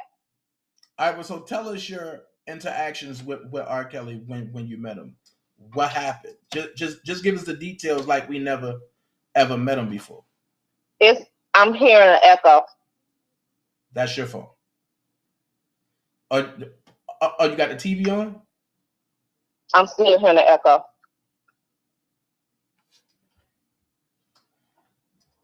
Do you have your playback on? I'm hearing playback like real bad. Yeah, that's your playback.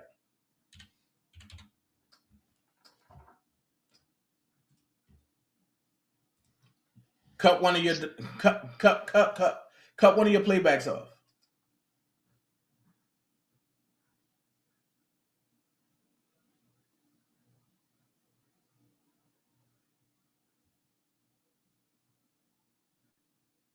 Are you ready? Yeah, hello? Yeah, are you ready? Do I need to turn my phone down or something? Nah, it's one of your playbacks that's on. And what do you mean playback, baby? Like one of your apps, but that's playing what we talking about. Okay, I'm gonna turn off everything then. Everything is off. Okay, can you hear me now? Yeah, perfect. Okay, yeah, that's better. So, question. Okay. Were the ladies that was around him, were they dressed in all black? Nope. No, hell no. Nope. So did you see anybody else there with him?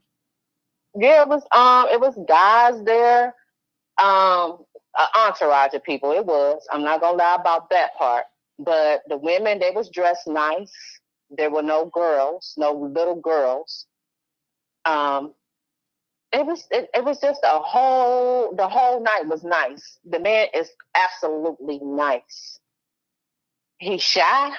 I got to talk to him throughout the night, all night. After it was over, but no, I'm jumping. Let me clear this up. You had to show ID first off to even get into the after party. So hold on. He made you show ID?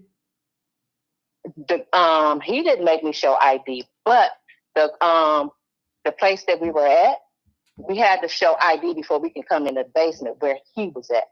Okay. Yep. So he had you singing and that was more 2000. and That was more. 2011 when I met him. Okay.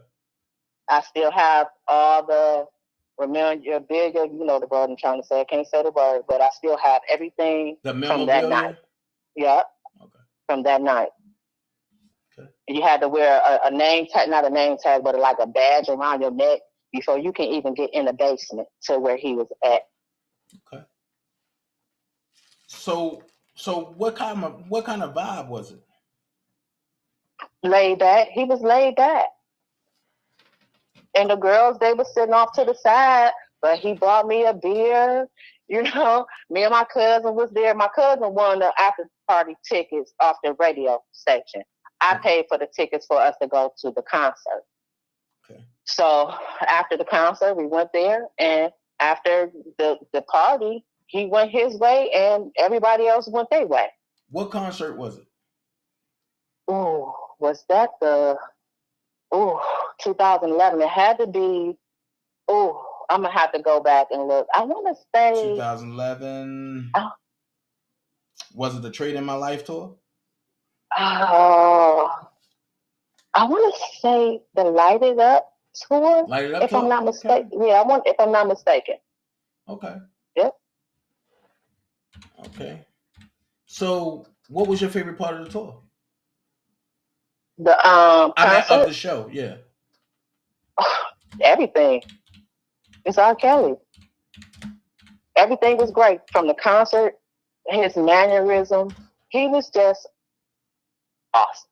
He was awesome. Call me a super fan. You can say whatever you want. I am a loyal fan from day one. Okay. And you said this was in 2011, right? Mm-hmm. Yep. Me and my cousin won. Well, she won the tickets off the radio show.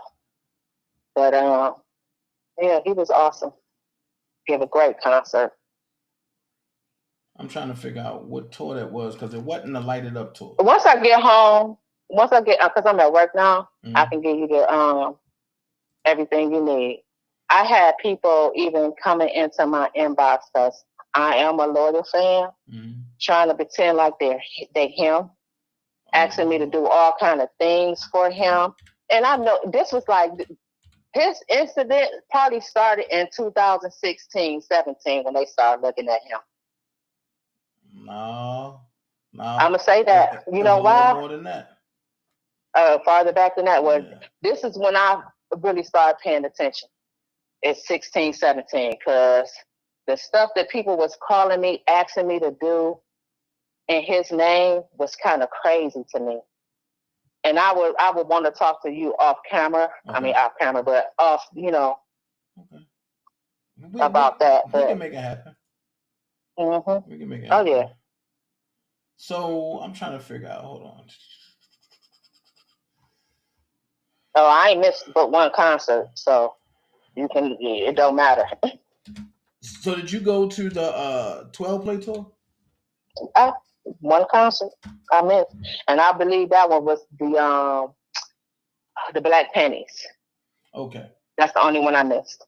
Okay, so the R. Kelly tour in 2011, it was the Black Panties tour. Nope. Yeah. Nope. I'm gonna give you the thing when I get home. Okay, hold on. I wish I could call my cousin. Because I can't remember which one it was either. I'm gonna let you know as soon as I get home at 10:30. Okay, cool. But anyway, you went to the 12 play tour, right? Mm-hmm. No, that's the single ladies tour. I'm sorry. 2011. I've been to that one too. 2011 was the single ladies tour. That's the one I went to. That's it. Okay. Yep. That's it. So that's the only tour you went. That's no. I missed the Black Pennies one. Okay. That's the only one I missed. So what was your favorite part of the 12 play tour, of the 12 play show? What? Everything. He gave a good concert. Everything. It's something that happened in that show. It's two things that happened in that show. Is you talking about when they grabbed him? That? No. That is a part that lead up to that. When he was in the back, when he left the first stage and went to the back. That part. That's the beginning of the show. I'm gonna ask you this: when he came out in a time capsule, right? Cause that's when he left backstage and came to front stage, and everybody was like, "Oh my God!" But they kidnapping R. Kelly, and the way he had his show, it was like he's blasting off in outer space because he was running from women, right? But actuality, after talking to him, it was him exiting the Earn Hall lookalike phase into the true R. Kelly phase. Right. That's what that was about. Right. So, okay. So, out there in Ohio, when he came out the capsule, and Drea was there dancing on him first. Yeah. Oh yeah, she tore it up. What is the first? My God, did you? And she killed that joint. What is the first thing that came to your mind when you seen R. Kelly and he came out in that vest that had all of the letters and numbers and all that crazy stuff on it? It was different. I mean, I never seen anything like it. So when he went from stage right to stage left, and he said, "All the ladies that want to go home with me." Matter of fact, his exact words were, "How many ladies in here single?" And he said, "Fellas, even if you have a woman, your woman is single. Come to the left side of the stage if you're trying to leave with me." And that's the night that I seen a lot of couples break up. Because women was flying over there, and dudes was like, "Yo, what am I supposed to do?" I was just, it's like you just got to stand there and watch like, damn. Well, I'm going to say this. That man ain't got to take no pussy. He ain't got to do that. Never. They flocks to him like flies on shit. Excuse my French. But they do. I agree. So, what else you want to tell the people about Rob? They say he was spunky and stank and dirty. That's not true.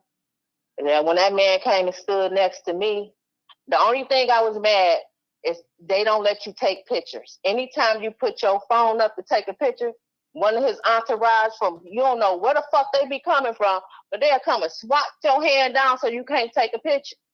He had his shit so you couldn't, all that shit they were saying he was doing, there's no way. It's not on tour.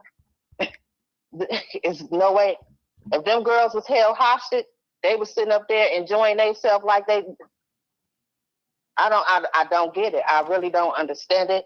And every time I hear about it, it breaks my heart because I know he's not that person. I talked to that man all night long, all night until that after party was over with. Me and my cousin. I can't see it. I refuse. I can't see it. Nope. His entourage was raunchy. They was raunchy. I know they were stealing from him. I saw that with my own eyes. They were selling T-shirts.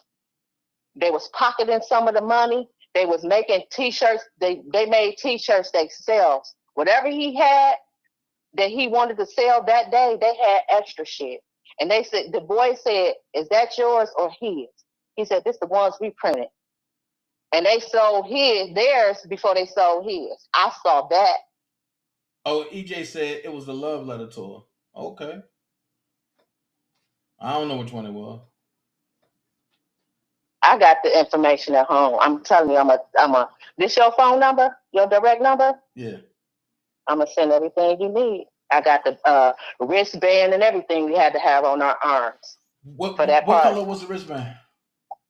Orange. For the neon orange? The one that light up? No, it was neon. No, it was neon pink. Pink. It was pink. Okay. I'm thinking about something else. It was pink. Okay. Yep. All right. Well, thank you for calling in. Let me get. No, wait. What do you think about all of the foolishness that's going on around the name of R. Kelly? It's sad. It is so sad. He ain't supposed to go out like that. That man is too talented to. It just breaks my heart. It breaks my heart. That's my favorite artist. So I only got a couple, and it breaks my heart. So what you think about the foolery that's going on the internet?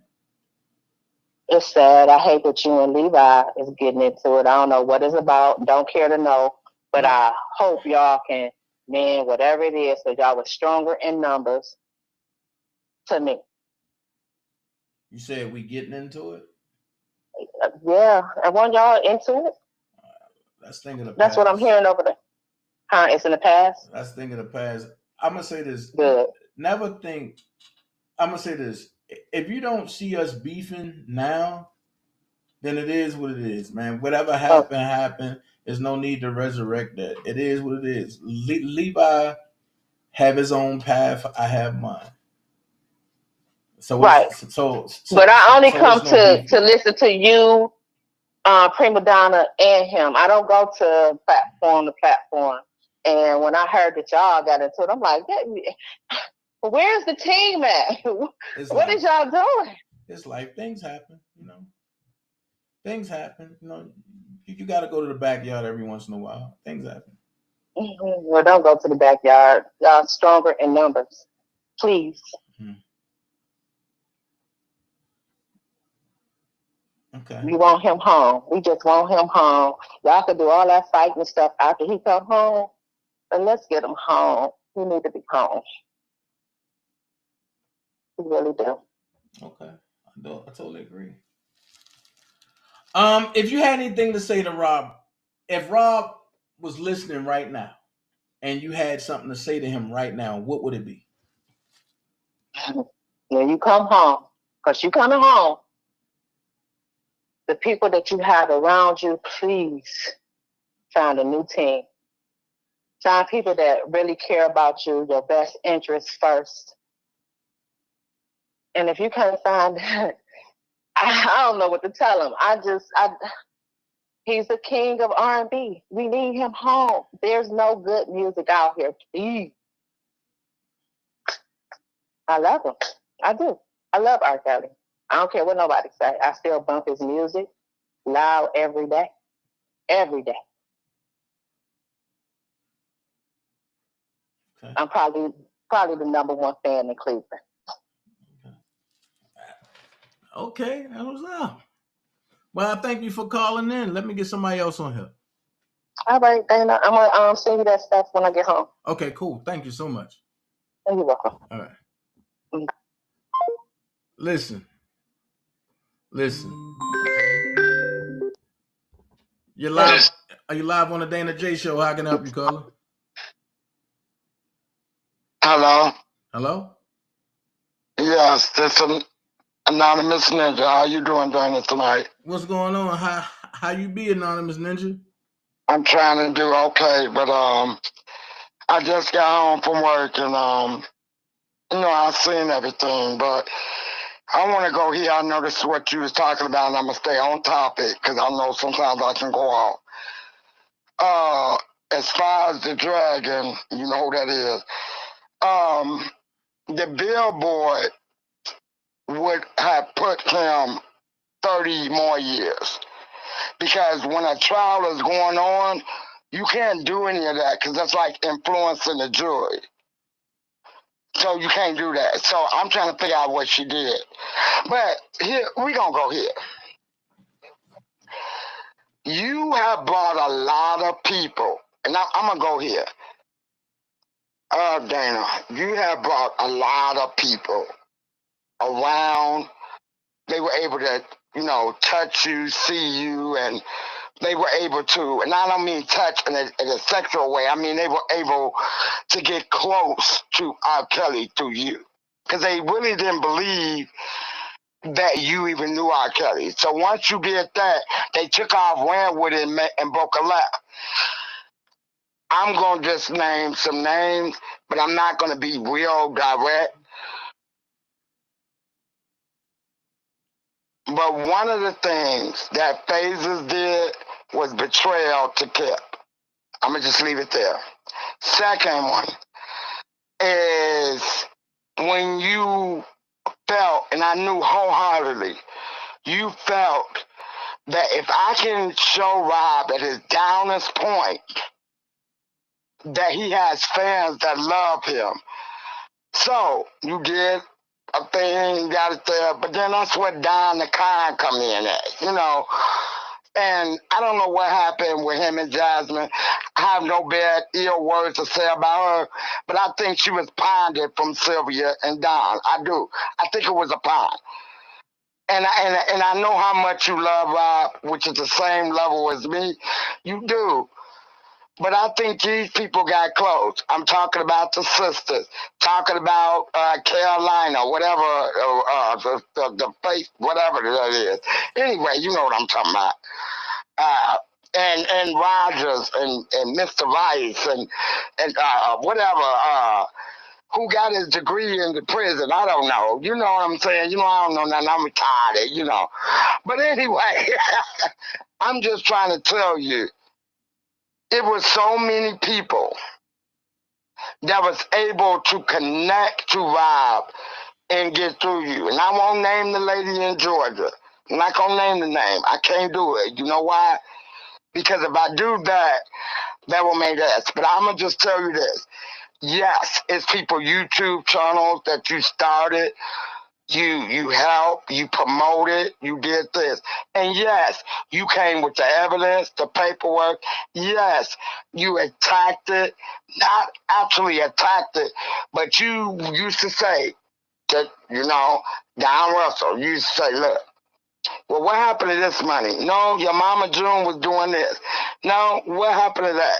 You paid for what? He would always yell, scream, talking about he ain't gonna talk to you.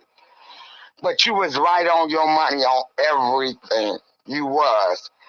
And the bad part about it is people took your niceness and all you wanted to do was show Rob that it was people that loved him. Now, let's go with this fake ass car that came in with the dragon. Look, I heard the whole thing and it don't even make sense. And I never liked her in the beginning, but I never reached out and said, hey, you know, I stay in the bushes. Hey, don't do that with that one. But I understand why you did it. Because when you being attacked physically, and believe me, on my job, I was attacked, I was fired. Even in my community, I'm attacked. And I kept standing for Rob. And I'm like, he didn't do this. This is fake. This is not real. This is not that. And they brutalized me. But I'm still standing 10 toes down, and you are, Dana. We got tricked by some people that wasn't right. We really did. And we got off our course. And I'm going to tell you what the course is.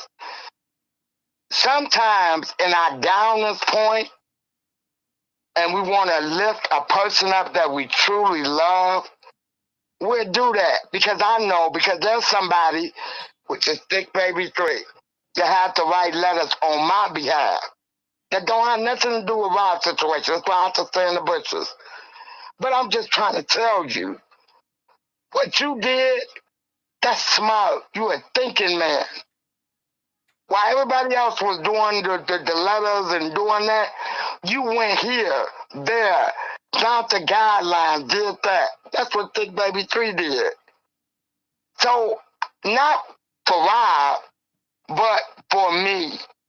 So that's why I have to stay in the bushes, because, you know, these people threatening jobs and threatening welfares of homes. You know, I was in one home, and I'm going to tell you this. I was in one home in Olympia Fields. I had to move from there because I was standing for someone. Real talk. This is real talk. I had to lose jobs. And it's sad. It is really sad because I feel for somebody that people think is this and that, and I can't do it no more. All I'm going to do is continue to stand 10 toes down for him. And I want you to continue your walk. I want you, no matter what you lost, what people said, what people have done, you are on the right target. And I'm going to tell you somebody else who on the target. It's Prima Donna. She got it. Because a lot of people, I had to show somebody, like that's Damian Prowl and this damn sex tape. That's not R. Kelly. It's stuff, when you up close with Rob, I mean, on a different level, it's shit you know about him. And let me tell you something. Sometimes the music world can make you like this sex person. But look, I don't even want to talk about this person, but I'm going to just say this one more time, and I'm going to get hint to the chat one more time. I know his ex-wife, Andrea Kelly, real. Sometimes it's, okay, let's go here, the Jaguar. I'm finna go here, Jaguar, right. Sometimes it's not you that's the person that's out there, like her first husband, Sam. It's not you. Sometimes it's the boy that, okay, let me shut up. Anyway, all I got to say here, the person that was doing the threesome, the person that was doing this and doing that, was not. I ain't gonna even go there. I can't even say that, but I'm gonna just tell y'all this.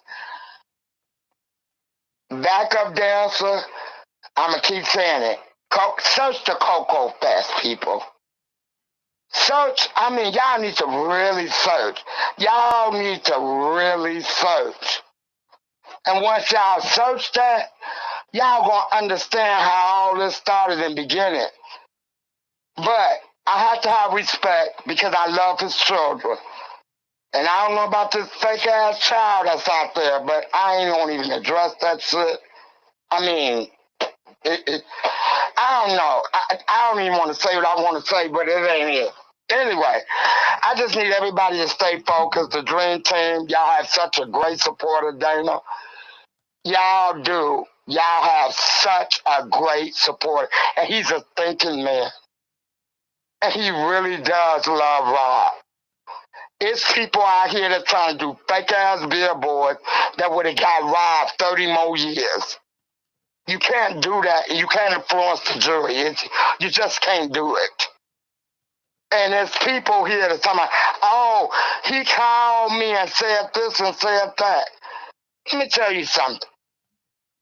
I don't need to record it. I don't do this and I don't do that. But how you gonna hate the same man? Now I'm going to Dana. How you gonna hate the same man that started it all? When I'm talking about started it all, how did you get your channel? How did your channel get popping phases? How did your channel get... Wait a minute, hold on. I'm going to leave it alone. All I want to say is I love you, Dana. I'm going to let it go. But it's so many people. And you know what? Prima Donna is on it. She's so on it. I won't name no other people, and I'm going to tell you why. Because I'm still side-eyeing a few people right now. And the reason I'm side-eyeing is because something not adding up. It's people that put themselves in situations when they shouldn't have put themselves involved in this. R. Kelly could have fought his case with his hands in front of him instead of behind him.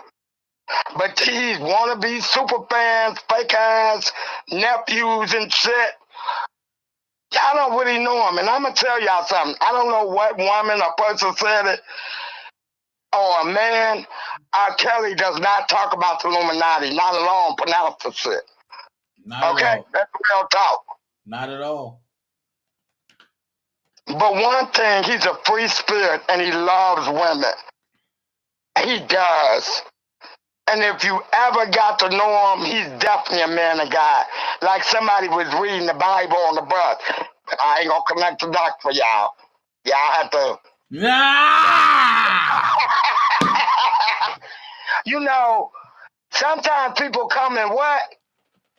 What they come in? And they try to. Giving too much information. I know. Okay. I'm gonna shut up. I'm gonna let somebody else call in. Anyway, I'm gonna stay in the Bristol, but I will tell you for the second time, I'm tired of being in this damn Bristol. Because I wish I could fight like you fighting. But look, Dick Baby 3 told you. You got security, man. Just point them out. When it comes to a female, now the man, I ain't got nothing to do with that. But I can, but I am, you know. I am a firearm carrier, but you know. We good. I love you, Dana. Love you back. And your haircut look good. And let me find out where you gonna get married.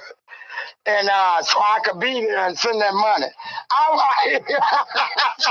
I just want to send that money. Okay. Okay. All right. Now you wait too long. Now you know you got somebody in the eyeball. Okay. All right. Love you, Dana. Anyway, I have to make you laugh, baby. All right. Bye bye. All right.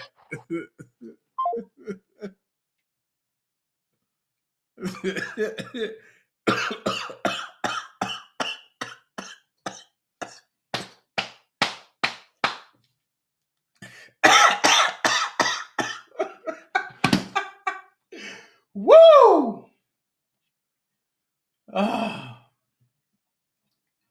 Oh my God.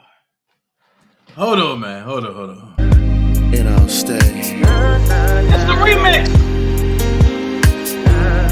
AD Rose. Talk about it. For as long as you're willing, girl. Want you to know that I'm willing to. Call in. Where you want me to go, girl. I'll be willing to go there for you. And if you want me to take my time, and I'll be willing to spend the night.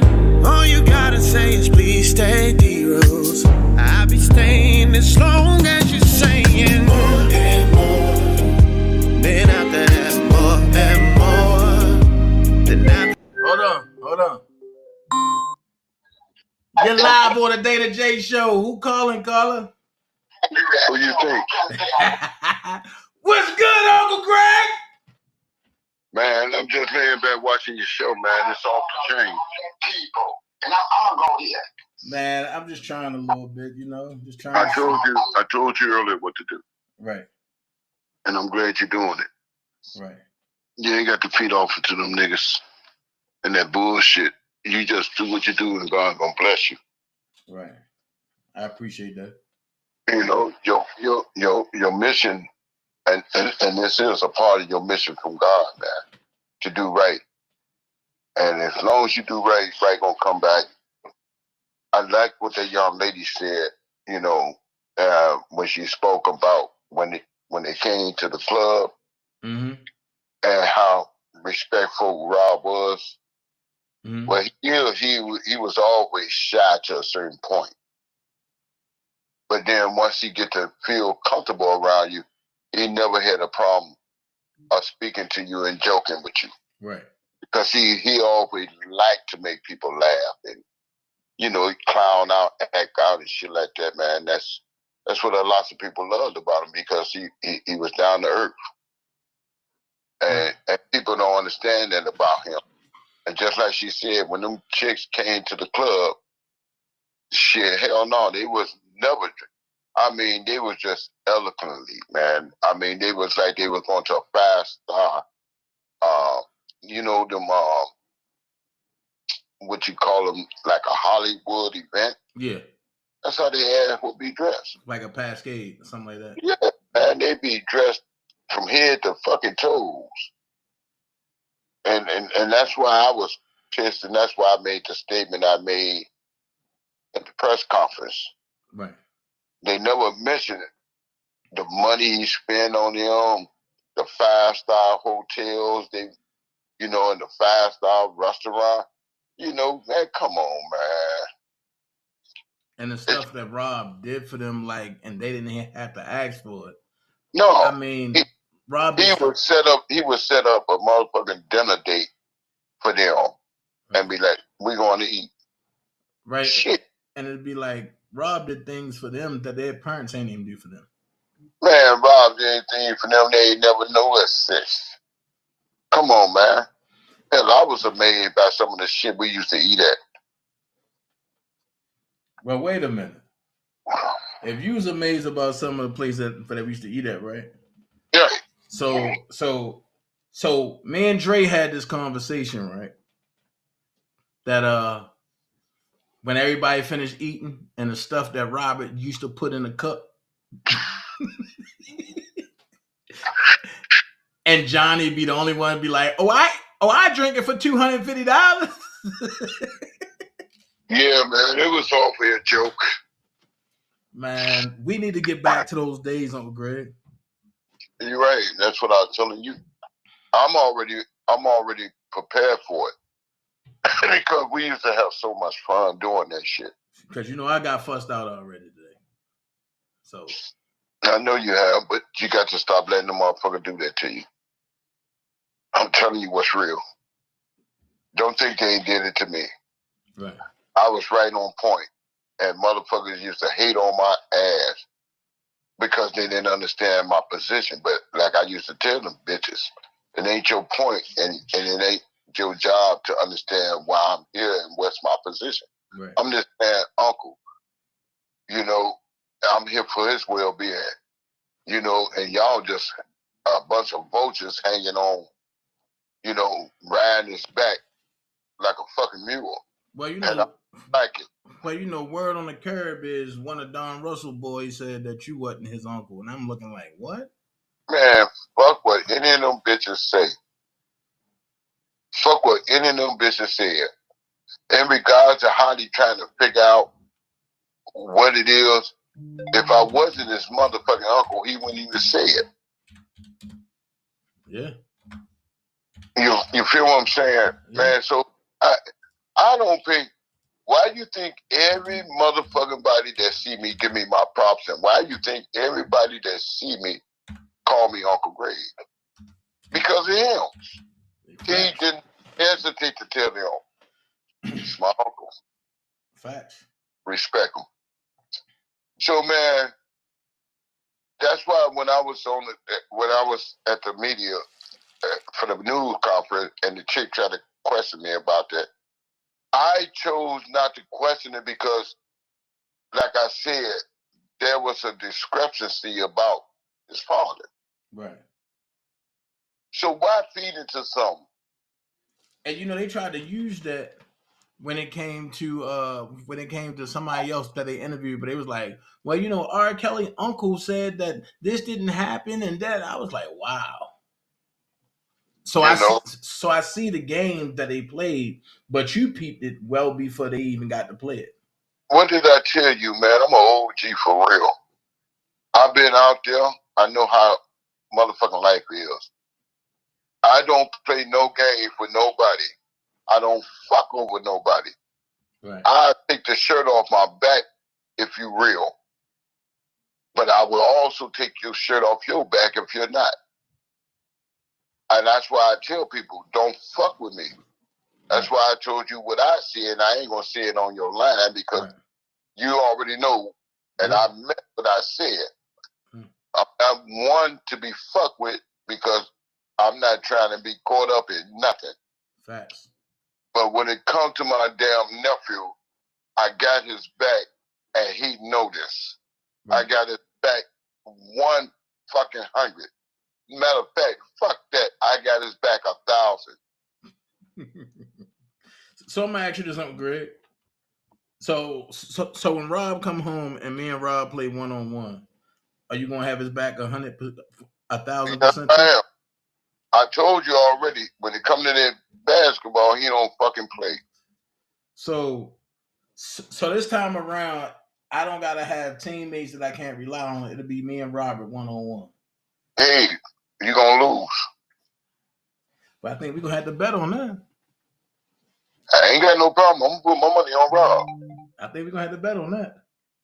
I'm telling you now, I'm putting my money on Rob, man. I just seen this game, man. The man can play. Right. He can play, and I ain't just saying that to be funny. I wouldn't bet. Shit, I play the game and hope to win, but I wouldn't bet. Nah, man. Rob had a nice little game, man. Huh? I haven't seen your game. If I seen your game, then I can tell you. Something. I'm trying to tell you, it's something to look at. It's interesting. It is. Because I didn't tear down the best. Because see, Robert can shoot, I can shoot. Right. But I think the difference is I can jump too, so. Yeah, well, that's a good thing, man, because I can't do nothing in sports.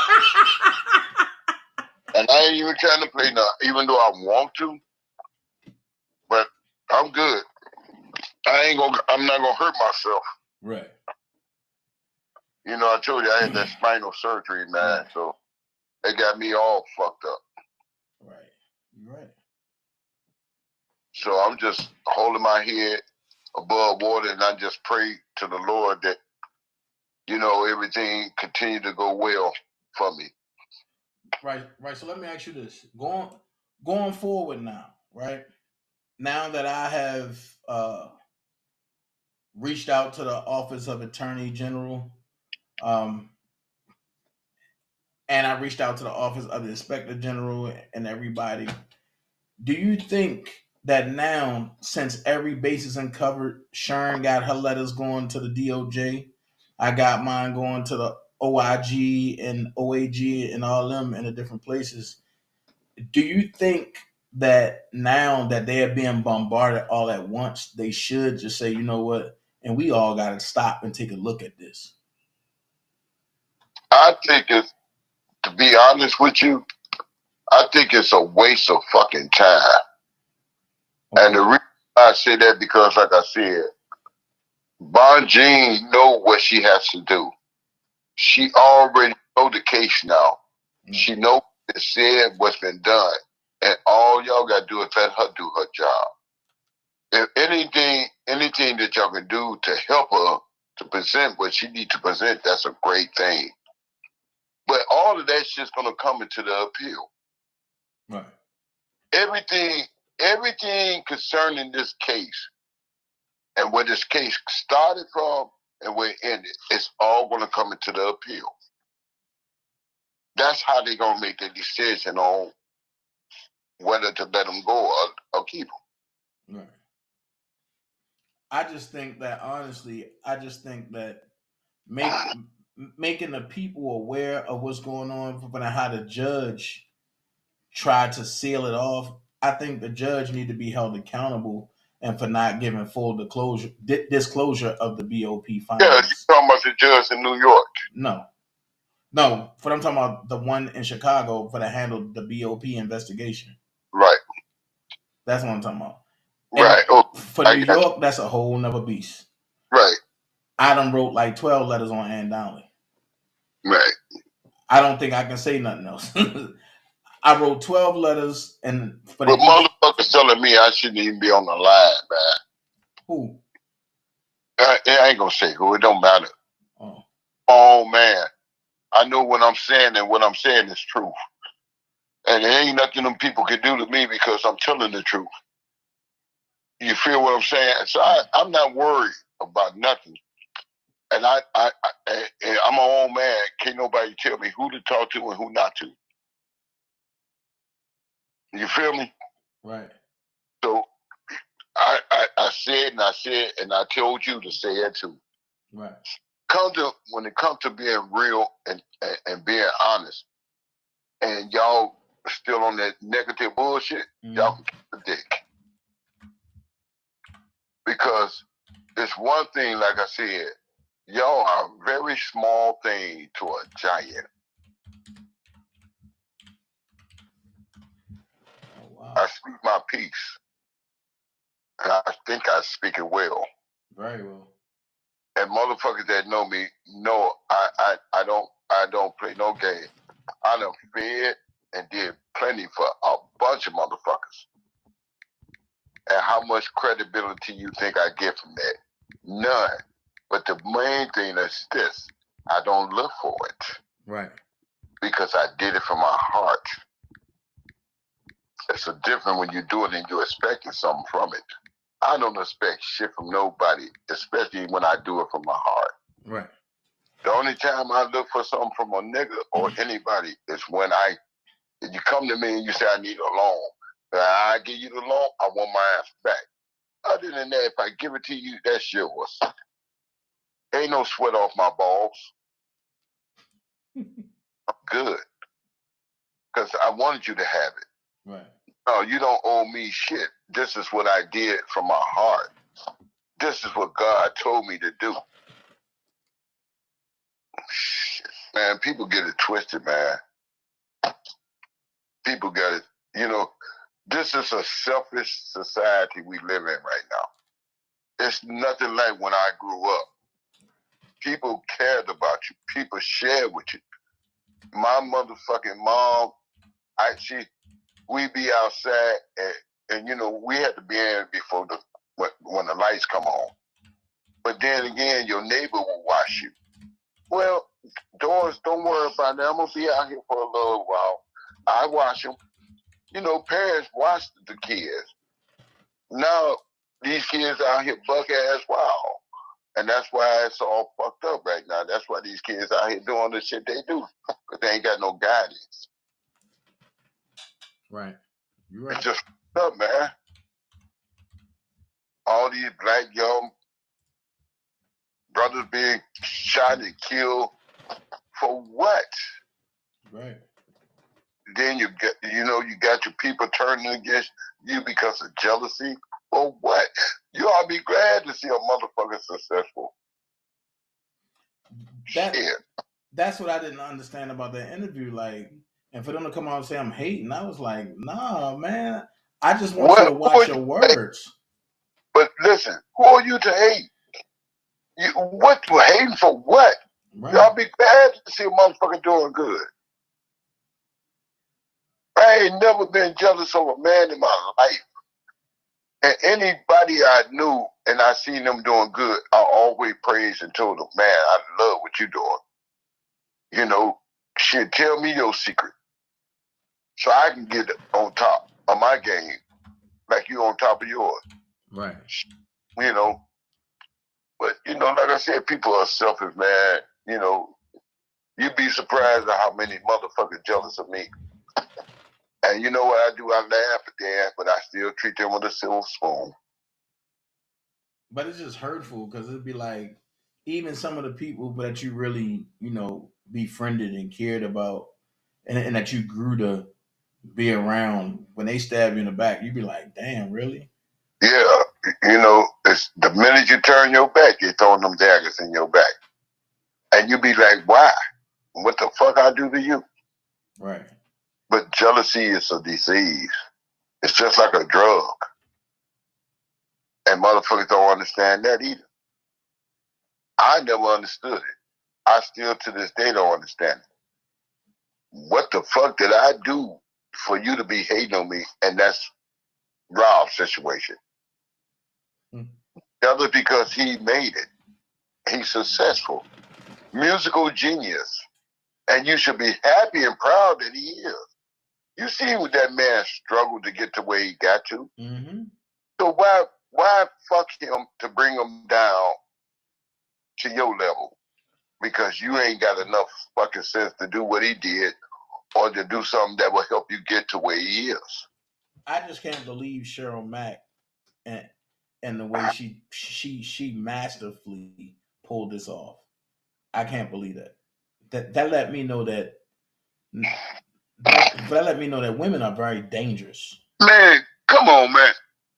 I said to myself, my motherfucking nephew wrote the song When a Woman's Fed Up. Yep. But shit, that ain't the only song that discredit a woman. Like motherfucking old boy said it's cheaper to keep her. Yeah. Okay? Shit. Come on, man. Shit.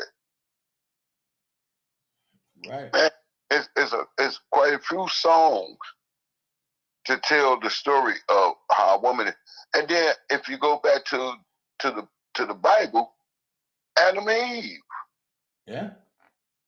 The Lord told her, do not eat of this tree. And what she do? And she ate it, and she ate of the tree after she gave our fruit cocktails away. You hear what I'm saying? So from day one, and God created woman from our ribs, from one of our ribs, gave them motherfuckers one of our ribs so they can be a companion to us. Not a servant, but a companion. So man would not live in this world alone. They don't get it, man. It's just fucked up. Right. And women do not understand. Or at least black women don't. Because white women, they suck the skin off a motherfucking white man's toe to praise him. But shit, a black woman, you only got so many that honor their black mans. Right. But and when that woman lived shit came in play and women started taking man's job, it wasn't to take white man's job, because white man always had a job and they wife stayed at home and clean, take care of the kids. A black woman had to get out there and help to support the black man so he can raise his family the way it's supposed to be raised. Now Teller said also a thin line between love and hate. Yeah. These black women start getting these high-end jobs, construction, bus driving jobs, truck driving jobs, and then they feel they ain't need a black man. They feel they ain't need no man. Well, they feel they ain't need a black man because a lot of these black bitches, they got good job with the first damn thing they run to. One of these motherfucking pale-faced ass motherfucking honkies. See, they ain't like Tonto and the Lone Ranger. When the motherfucker came into the Lone Ranger and Tonto said he had enough, he said, that shit don't involve me, white man. Yeah. Motherfuckers don't look at that kind of shit. And these sisters don't look at the fact how we supported them, took care of them, and then when you fall short, because when these hunkies be like, oh man, you know, they let you go, you know, fire you from your job, you know, and you ain't did nothing wrong, but, you know, you trying to live a decent life, take care of your family and shit, and then you get fired for no motherfucking apparent reason because some motherfucking hunky power struck. And then the motherfucking woman, now, because you ain't able to do the thing, but she's working, but she ain't willing to support you like you supported her. Right. That's fine. Bitch, I was here for you, be there for me. Because I'm not going to be on my ass for long. Because a real man is going to always strive to get another job to do what he need to do as a man. And a king. I'm going to take care of my business. I'm going to continue to support my family and make sure we got a roof over our head, food on the table. Right. That's what a real man does. And a real woman support her man. A real motherfucking woman support a man. But that don't happen these days. I look at all these goddamn sisters out here, shit, with all this motherfucking money. And the first goddamn thing they do is run to a fucking hunky. A fucking white man. Talking about, oh. I'm like, bitch, how you sit? Then I look at some of these black ass niggas running to these white bitches. And the minute them motherfuckers piss them hoes off, what they do? Break their ass. Yeah. Take those kids, every goddamn thing from their black ass. Now they looking stupid. But women are just evil, period. I don't give a fuck what no motherfucker. I don't trust none of these bitches. Shit, I don't. Uncle Greg, you can't say that. I don't trust none of them. I really don't. I'm sorry I say that, but I don't. I don't trust none of them. Because they spoiled rotten and they think we obligated to their ass. But a real woman, she gonna work and support her man, just like he gonna work and support her. It's a team effort. And if you ain't putting in teamwork, the shit ain't gonna work. See, and that's another motherfucking thing a lot of motherfuckers miss. You got to put it in. You got to put in the footwork. Right, definitely. Definitely, and you got to put that work in. Shit, y'all got to work as a team. Shit, you can't expect me to handle every motherfucking thing, especially if you working. Now, if I got a damn super fine ass job, I'll be like, baby, you ain't got to work. You just take care of home, and I take care of everything. But if I'm struggling to take care of, and you working, you supposed to help support and take care of.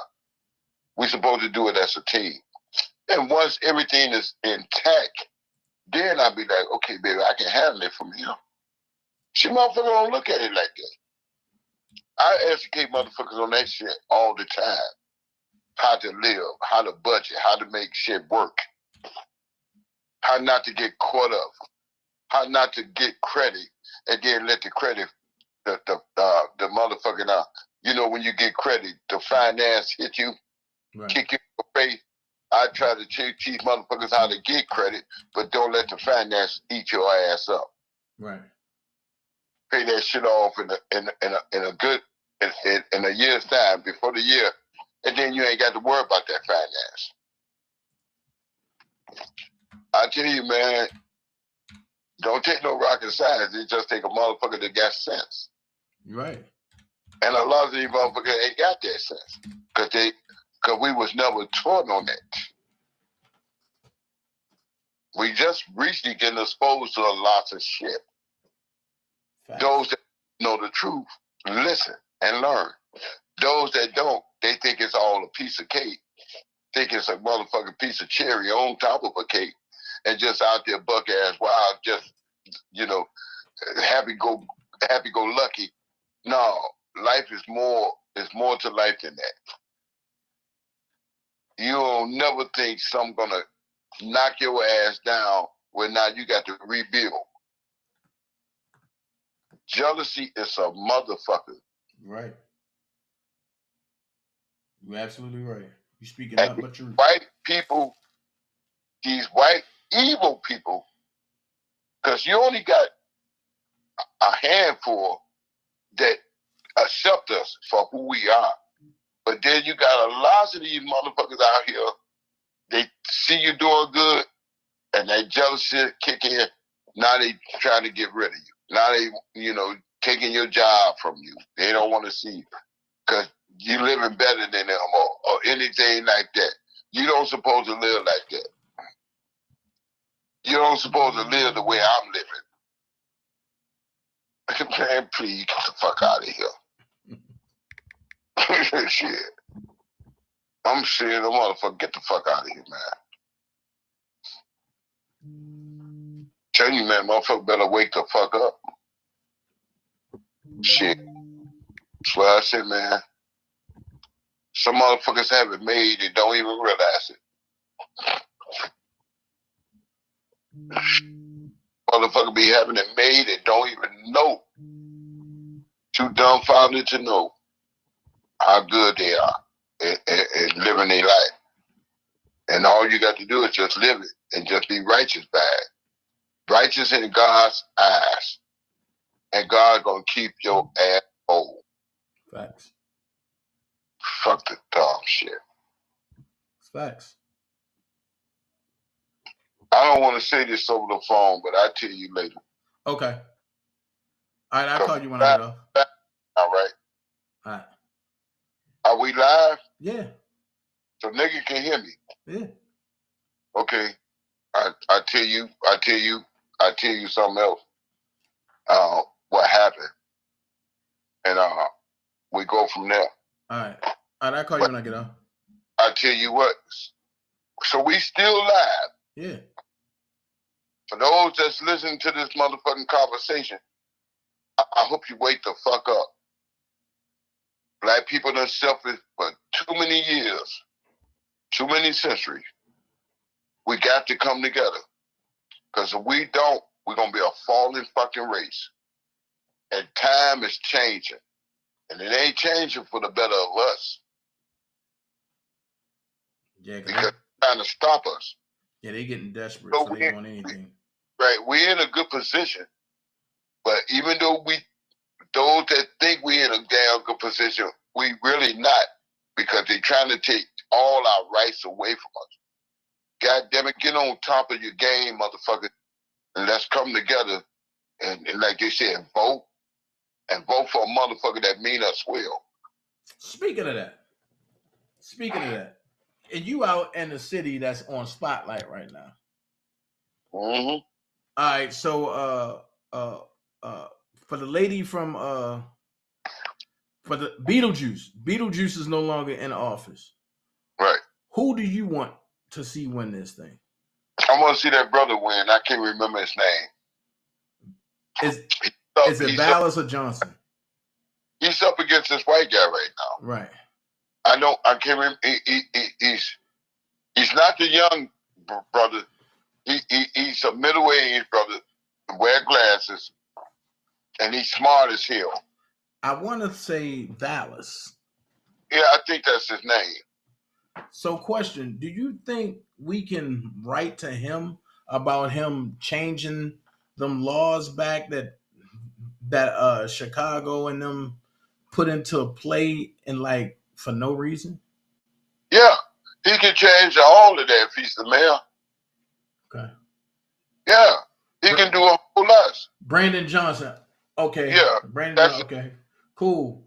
So he can change certain things that happen in communities and everything. All right. So if we get a push and for Brandon Johnson to win the mayorship, right? Right. We can also write a declaration to him explaining why we feel as though that he will be a good candidate. Yeah. Yeah, you can do that.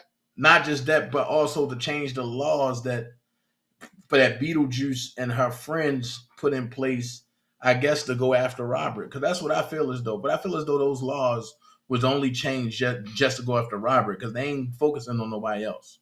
Right.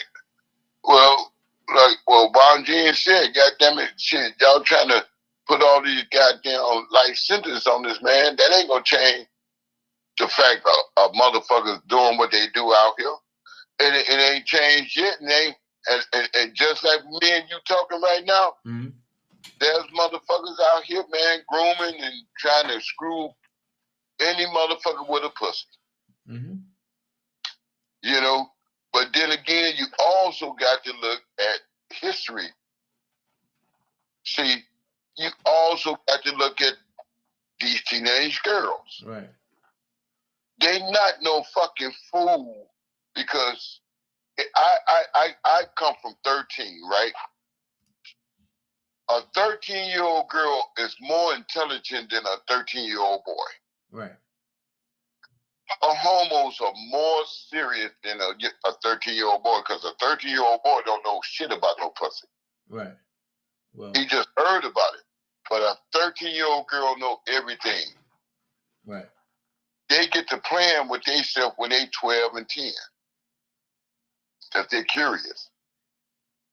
Might be a little sooner than that. And true that. But the fact of the matter is, they go to school, now you done became a teenager. Your next stage is to be a young lady. Right. But your hormones kick in. You get to kissing on these young boys. They get to playing with your little pussy. You get hot. You got and the goddamn shit. The way these girls now develop, shit, you don't know if they fucking 20, 25, because some of them look it. Right. But that's besides the point. I'm saying this because these motherfuckers, I don't give a fuck what their parents say. When a young lady want to fuck, I don't give a fuck how old she is. She's gonna fuck. Right. I think it's right for an older man to do it. But shit, sometimes the motherfucking small head, I think the big head. Right. So question, Uncle Greg, and before I let you get off here, when you was in court, what was the atmosphere in Chicago for the sentencing? How did Rob look? He looked great.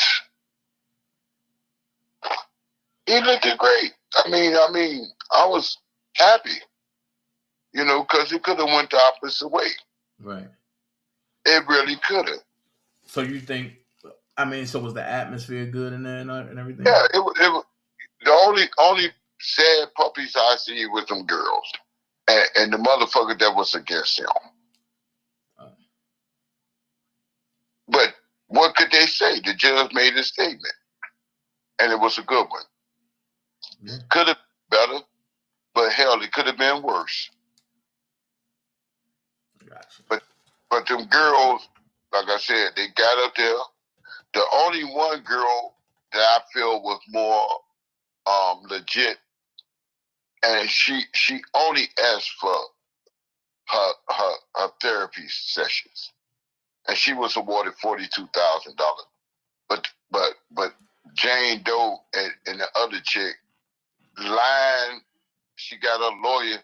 If you was serious about what this man done to you, you would have been there in that courtroom, speaking on your own fucking behalf and not on no lawyer's behalf. Because I don't need nobody to speak for my. You feel what I'm saying? Right. Well, you got some questions coming in, Uncle Greg. What? Hold on. I'm trying to pull this shit back up, man, so I can see. And Tomorrow Leader Sports Network said, what did Uncle Greg think about the phone call from the other YouTuber that put out the negative commentary? But what's her name? What's that chick name? Spitfire. Spitfire. Yeah. I don't.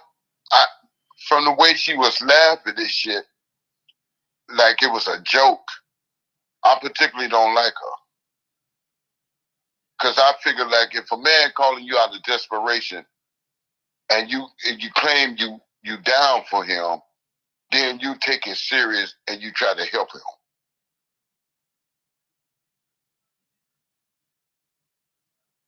She was talking about what she gonna say when he released, and what she because of her situation right now, she didn't go off because she ain't trying to argue or whatever the fuck she was saying. But I don't think you had nothing to argue about. And see, and that was my point too, because the man is asking you for help. Right. And my thing is, I don't think that here's my thing. If he's calling you for help, I don't think you should argue a point. Help him with what he wants you to help him with, and then you go back to doing you. Right. If you don't want to help him, then let him know you don't want to help him. But then don't sit there and laugh, behind his motherfucking back, because it made me feel like you really don't want to help. But then she come back and say, "Oh, I was under anesthesia when I said that. See, my words are slurring." And that's why I say what I say. Her word wasn't slurring. Right. She was serious about what she was saying. Right. She said what she wanted to say. Thought it was funny. Right. And I didn't like that.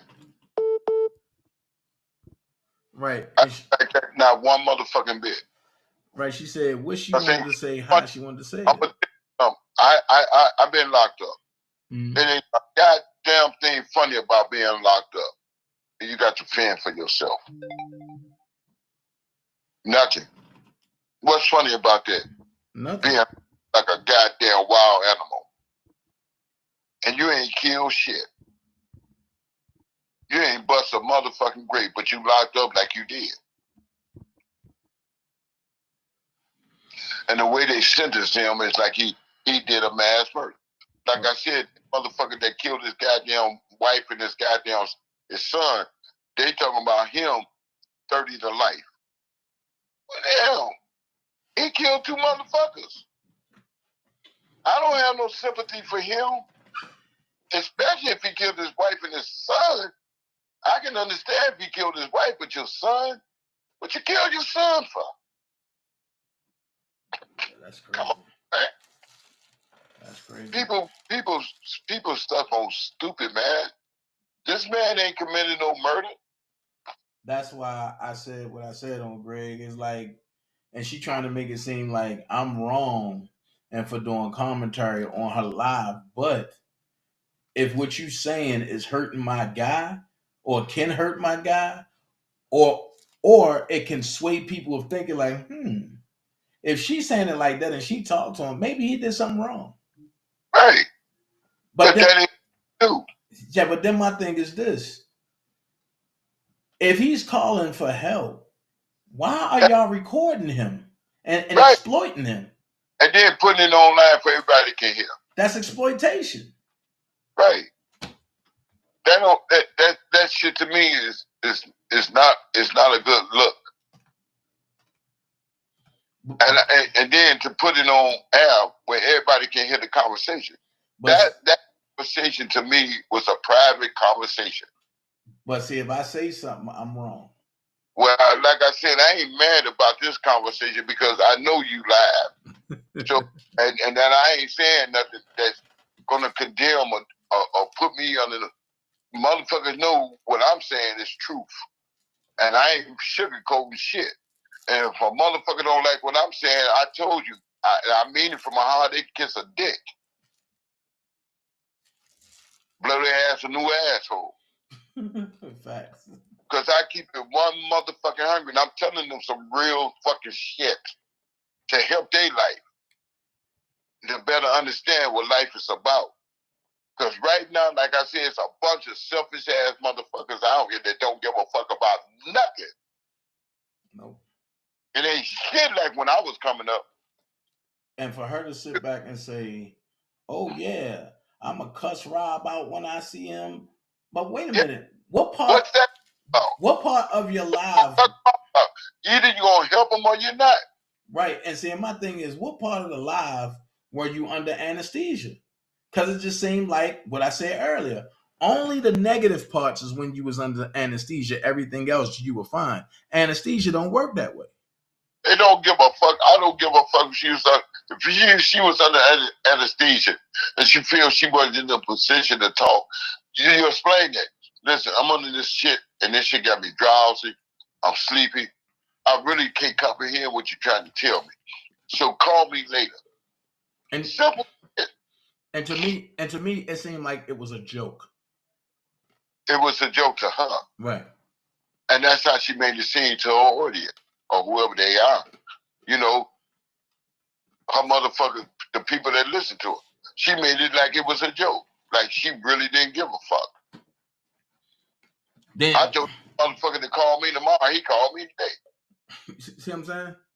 Yeah, I listened to all that shit, and the shit pissed me off. It pissed me off so bad I ain't even finished listening to the end of it. Well, but it's all good because I don't know her, don't want to know her. If she said her name is Spitting Fire, yeah. Well, let me spit on you, bitch, and put your fire out.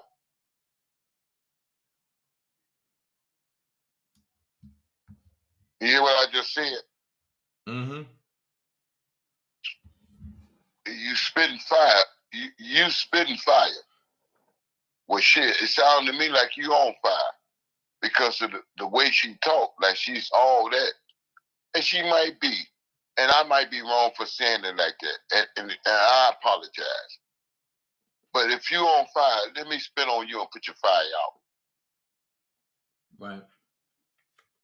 You know, because I really didn't get into that. I didn't understand that. If you're gonna help them, help them. Don't make it seem like, you know, you're doing a big deed. The man asks you for help. And if you care about him, then help him. If you don't care, then don't. Ain't nobody gonna be mad at you. But don't make a mockery of him. Don't make it seem like it's a fucking joke, because it's not a joke. It's not a joke at all. This shit is serious. That's why I say, at the end of the day, when people are soliciting Robert like he's some fucking carrot and everybody else is rabbits, I gotta pull back from that. But everybody getting paid off of him. All because of this fucked up situation. I look at everybody that got some kind of money from his situation. I ain't got a fucking dime. And I can be I got, man, you'd be surprised at the equipment I got. I ain't on no blogger. I ain't on shit. And like I said, you're the only person I really talk to. And I told you, motherfucker, telling me I shouldn't even be talking to you, but can't nobody tell me who to talk to. I love what you're doing. I love the fact that you 100 for him. I appreciate it. I really do. Or else I wouldn't be talking to you. Facts. And you got them right. That's like for real. And you said that day one. You know, I'm telling you, if I didn't like what I seen and heard, what you're doing, and how you expose so much truth to this case, I wouldn't be talking to you. You know, it took a while for me to even call. I like, man, okay, I like what this brother's doing. This brother's sincere. He's doing right. Yep. He's exposing motherfuckers. He's showing you. He's giving you proof what this motherfucker said, what this motherfucker said.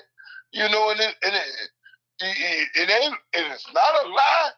You showing these motherfuckers saying that shit. Right. So I'm like, oh man, this is good here. You know, this is gonna help him. When a motherfucker say, yeah, we lied on him, we said this about him and shit. Oh, hell yeah. You think I ain't gonna listen to that? Because I wanna know, shit, okay, this how you feel about my motherfucking nephew? Okay, so you all into this for his motherfucking bank. And that's what it's all about. It's all about the dollar sign. I'll be like, bitch, get out there and get a job and get your own money. Stop trying to get here. Facts. All facts. It's fucking crazy, man. Why do you want to take, it's just like a motherfucker breaking your fucking house. You broke bitch. And then if you catch the motherfucker in your house, what you think you gonna do to him? I'm gonna tell you what I'm gonna do. I'm gonna cut his fucking head off, shit down his throat, and then call the motherfucker law on his ass and leave him right there laying. They're gonna like, well, damn, Mr. President, why you cut his fucking head off? Because he shouldn't have been in my motherfucking house. I made a sample out this bitch. You know? Totally agree. I'm motherfucking ass off for the shit I got. And here a motherfucker gonna come in my shit and take? Come on, man. Right. I mean, where's my right if I ain't got the right to defend myself? That part right You're there. not gonna come up in my motherfucking house and take a goddamn. I don't give a fuck if I invite you in this bitch. You're not gonna come in here. If I catch you stealing from me, I'm gonna fuck you up. Not bullshit. I'm gonna break your fucking hand. You never steal shit else. I'm serious. I'm not bullshit. I'm gonna fucking bust your fucking knuckles wide open. You're not gonna reach and grab shit of mine. Right. Steal shit from me. Gotcha. All right, Uncle Greg, let me get somebody else up on here, but I appreciate you definitely and for coming on and sharing some insight. And like I said to all those wise listeners, get your shit together. Be humble. And don't forget to put your money to the side because you know it's coming to me. Rob ain't got nothing coming. All right. All right. All right. All right. Man, Uncle Greg don't play no games. Whew. And anybody else want to call in? Uncle Greg don't play no games. So the big thing is this. We're no longer associating with those people. There's no need for us to. We only keep everything Dream Team and people that's connected to the Dream Team. Let them folks do what they do over there. More power to them. I wish them well. But My thing is, I'm saying congratulations to them. So now it shouldn't be no issue. Because Dana ain't dealing with them. The Dream Team ain't dealing with them. Ain't nobody from the Dream Team calling them. That's all in their goddamn mind. And like I say, if somebody from the Dream Team call, post who calling. You know what I'm saying? Anybody else want to call in? But I gotta play my song though. Hey, my song. Shout out to Uncle Greg and everybody else that called in, but I gotta play my song. This is my breakup song from them.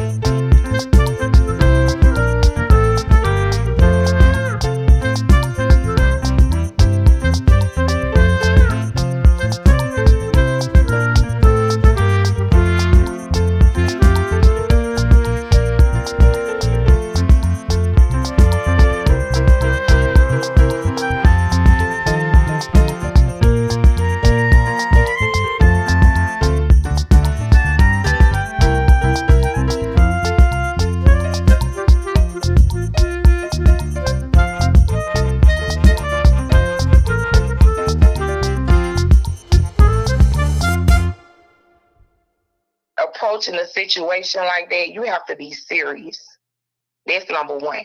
Right. Number two, I feel like she was very unprofessional. That's just point blank, period. If you're going to, quote unquote, conduct the interview as she called it, that was unprofessional. The laughing, she could have kept that shit. The joking while, this man trying to tell her about his case. And she started talking about Me Too. Me Too ain't got nothing to do with this man's rights being violated, his paperwork unlawfully accessed. It has nothing to do with that. Facts. That's all BOP DOJ. Facts. So where does the Me Too fit in other than they helped start the documentary? Am I missing something? No. Not at all.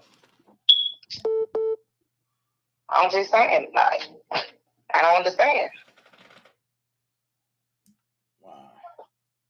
So that statement that she made, where she kind of saying that she was under anesthesia about, for the statement where she said, Rob is trying to fight for the injustice of what he did. My question was the same question that you had. What did he do? I swear to God, when she said that he was fighting for the injustice of what he done did, I'm like, well, okay, so what did he do? Like you say, you fighting for the injustice of this man's rights and stuff being violated, and that you believe in his innocence. Now, she has said that before.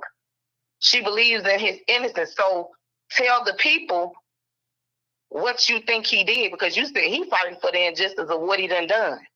So what did he do? If he innocent, he ain't did shit. And my thing is, so what did he do?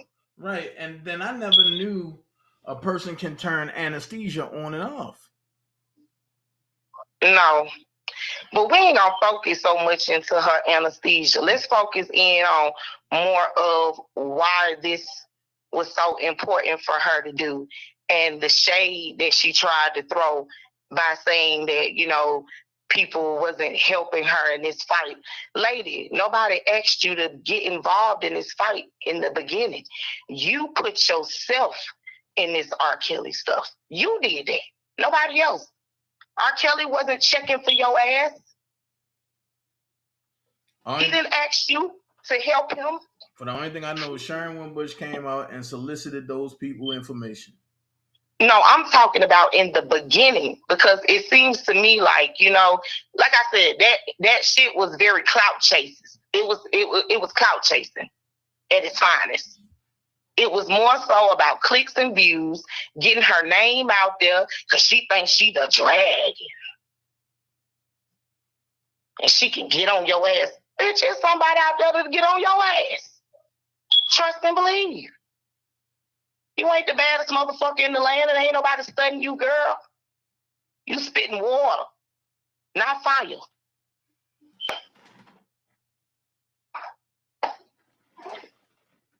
So I don't know.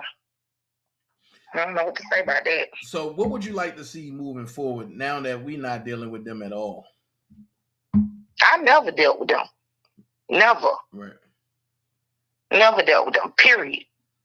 And you like I said, the only reason why I would go to certain channels is because of you, on the strength of you. I don't fuck with those people, never did. So now that I'm not dealing with them, and it's completely exodus for me, I'm done. Forever. What would you like to see moving forward? I mean, just like, you know, peace. That's what I want to see, peace. There's no peace on these YouTube streets.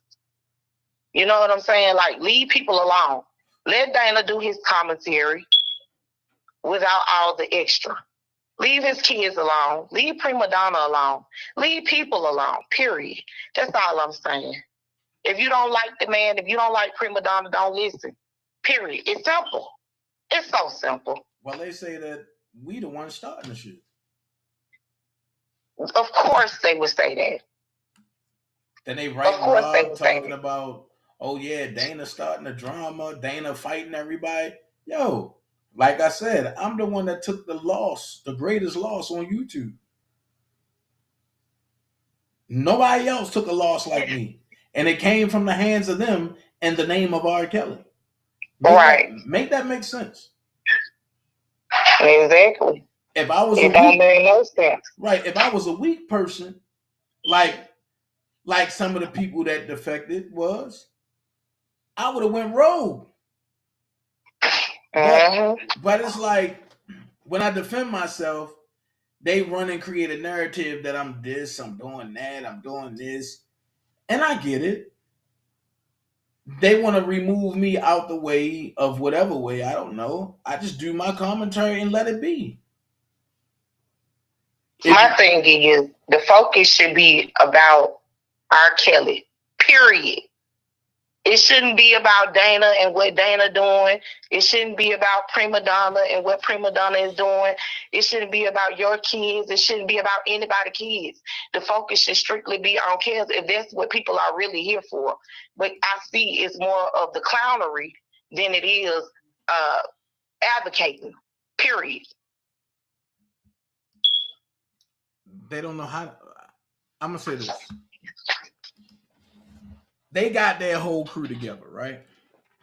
Their whole thing is they don't want nobody to watch me because the truth is being put out over here. They running with conspiracy theories and lies. So therefore, they want to put it on me and Prima Donna and Vi for like we the ones that don't know what we talking about, which I don't. Which that don't make me upset because I can run circles around all of them put together. However, it's crazy because now they talking about I'm making y'all do this and I'm doing that. I'm like, do they really know how much we are a real family over here? I'm put it like that. None of these people have no idea, okay? And they will never have any idea. They, like I said, these people can think, say, do what they want to do. I don't give a fuck. You understand? I'm so far removed from that. Period. At the end of the day, let them think what they want to think because they gonna think it anyway. Facts. Let them say what they want to say because they gonna say it anyway. Facts. It doesn't make it true. Anybody can say anything about you. They don't make it true. Facts. I just think. But we know that Bedbug molested his children. Yeah. That his daughters put out there. That's a fact. But they don't want to talk about that. Of course, they're not gonna talk about it. They're not gonna talk about that. They're not gonna talk about the fact that Spin Fire raised all this money and only sent out 2 portfolios. Where's all the money you collected, lady? 2 portfolios? They don't want to talk you about was that. acting like you was doing all this work. Where is the actual work that you done? Y'all talk about they ain't did shit. What the fuck are you doing? Present what you've done. Come to the people. Show them in black and white. What the fuck have you done? Besides cause chaos and confusion on these YouTube streams. Like, people getting tired of this shit. I showed what I've done for 4 years. Haven't nobody else did that. Some of the people that came in late, they doing what they doing. But at the end of the day, haven't nobody been as consistent as I have been. And once again, I'm happy she got an interview. I'm happy about that. Well, you can't even call it an interview if it was a private conversation that was supposed to be private and she put on the internet. If he had no idea, that wasn't no fucking interview. She illegally recorded him. And one thing I know about Rob, if he don't know he being recorded, he ain't gonna say nothing else. He just gonna, when he get word of it, he's ghost. That man wanted to focus on the facts of his case and what was done to him illegally and unlawfully by the BOP. Not focus on no motherfucking Me Too. Not focus on your shits and giggles. If you did not want to do the interview, which you kept saying, I didn't even really want to do it. I didn't really want to do it. What the fuck did you do it for? What did you do it for? Other than so you can get your name out there, and then you tried to throw out the fact that, oh, I got these big bloggers that I'm working with that I'm reaching out to. Girl, we all know you fuck with Kwame Brown. That's the only person you can name drop. Like, come on. Nobody else fucks with you. You got put out for ratchet TV shit. For trying to clout chase out this man's channel.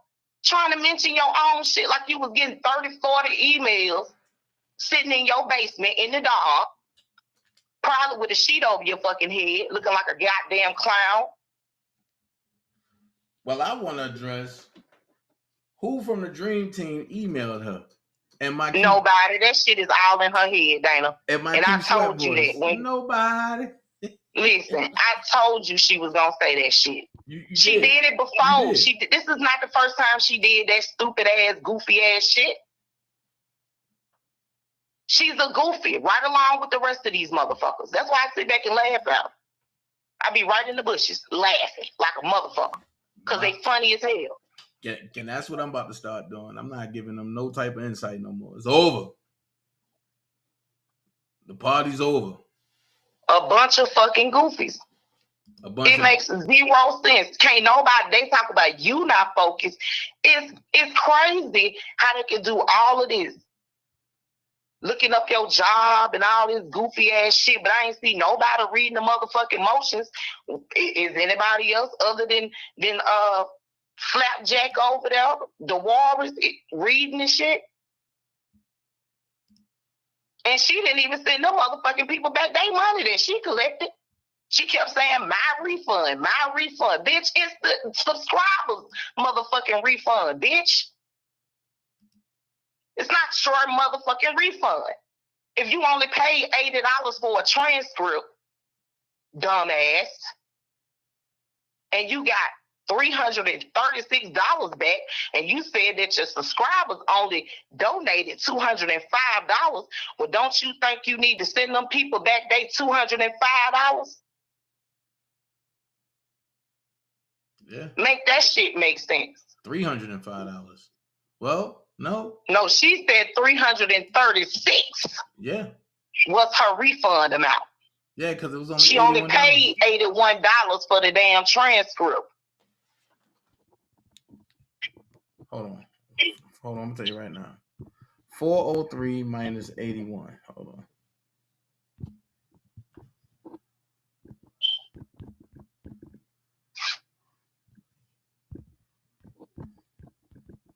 $322. Well, she said 336. So take her at her word. It was 336. If the ones who donated the 205, y'all need to be asking her for a fucking refund, because she tried to stiff y'all ass, and she knew she was stiffing y'all ass. She always do that. That's why I sit back in the bushes, baby. I just be watching and laughing, because these folks are so funny. Just like Spitfire when she was over there. I ain't never heard that lady talk about the Lord. But the day she got that damn fake ass interview, because that was fake, that man ain't get her consent for that shit. Oh, the Lord chose me. She took a play out of motherfucking Sylvia book and started praising the Lord. Like, girl, sit your ass down. You fake as fuck. I see right through all y'all bullshit. This is a motherfucking money grab. It's a way to get your channels popping, get your names out there, baby. Please. Now y'all watch some this. hustlers. Toy said another thing, the Cash App that Bedbug gave to his subscribers the other day. That was his Cash App. It's not. That wasn't his son. I know that. I said that. And his son's birthday was Saturday. That man ain't talking to his son.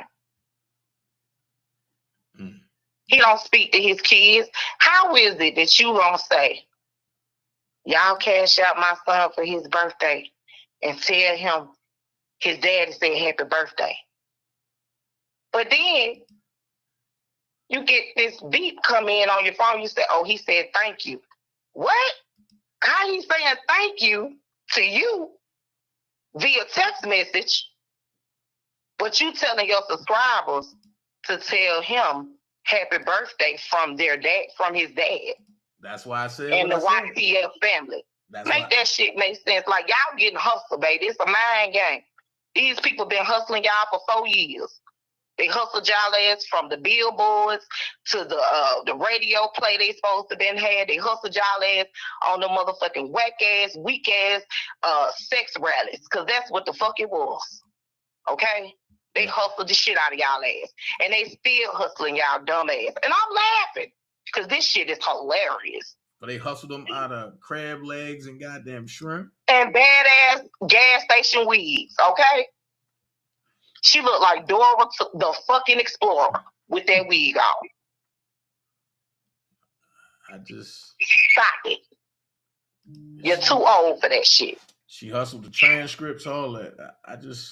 And still hustling with the transcripts. These people just ain't learned their lesson. I just don't understand what it's gonna take. But hey, they like it. I love it. And I'm still gonna do what? Laugh my motherfucking ass off. That's why I say what I say. Then they get mad when I ask y'all, when I raise money for a purpose. Oh, look, he begging his subscribers. But y'all beg y'all subscribers every day. Every fucking day. This nigga, let me tell you what Bad Boy did. Nah, this the funniest shit back. You asked, after he told them to donate for his son for the birthday, right? This nigga said, one of my subscribers sent me some money for lunch. Buy me lunch today. Pulled out a wad of motherfucking money. Got the counting on camera now. And one of his subscribers hopped in the chat and say, I'm going to buy you lunch. Ain't no telling how much other money he collected because that wasn't his son cash app. That's his fucking cash app. So he done played their ass all the way around and them dummies falling for it. All of them stupid. Listen, that's what they deserve. I don't care about them. Me, I don't give one. Let me tell you something. Not one fuck. And I'm not joking. If that Tawana Campbell come back over here, y'all better block her, unblock her, block. I'm gonna tell you, we gonna make an example out of her. We gonna block and unblock the whole time I'm live. I want her to feel the pain. I can't deal with that fake stuff, man. Nah, then we gonna keep her ass hidden. Period. She don't need to be over here. Fuck her. I said if she ever come back over here. She ain't. Trust me. Now Taylor said he told on himself. It was true what his daughter said. Why couldn't he send his son money? Make that make sense. Facts. I can't put no logic to it. Georgia girl said, but they call Dream Team slow. No way. That's why I laugh. Because we be laughing hard as hell. Like, they don't understand. If they ain't gonna continue to laugh, Georgia girl. We gonna continue to laugh, okay? If they don't mind their business and just leave us alone, then we good. We don't care what they do to their subscribers. Oh, wait a minute. Toy said, whoa. Toy said, I know because I donated to his son. Whoa. Yeah, I'm telling you. That wasn't his son cash out. He played the shit out of their ass. He played the shit out of their ass. Well, he's a fucking hustler. He's a scamming ass, nothing low life, dirty, dusty, dingy motherfucker. Wow. That part, Novella. She had to put the anesthesia part in and to make sure she get them views back. Not only, but she also made sure to use the word support her channel too. Yeah. So we all know what this is about. This is what it's about for everybody. But they stay saying that it's for you. This is what it is for you, and we know different. We know how much you care about that man. And they always try to make shit sexual and all this other bullshit. They ain't got nothing to do with that. They ain't gay. It's y'all motherfuckers who's gay. Especially Bad Bull with your, ooh, I can't even think of the words to say for that bitch. But like I said, if they think I'm gay, then okay. Send your girl to me. I bet she won't come back. You don't want none of them motherfucking girls that they done had. Trust me. You right about that. You right about that. Bad Bull was fucking a booger wolf. Oh, Lord. Is that Alex? Oh, God. There you go. Oh, God. My live ain't going to be the same if he started. Well, he thought I was on the phone. He didn't even know I was on live with you. Yeah, he thought I was on the phone. He thought you was just talking. Thank you, Miss Barbara. And I pray that you get better. Oh. Oh. I'm just saying, man. I'm happy to see that Bedbug Kids moved on. And I would too. He's a poor excuse for a man. Any man that could do anything like that with their kids, man, I'm telling you, they don't even deserve to be walking the face of this earth. Like straight up.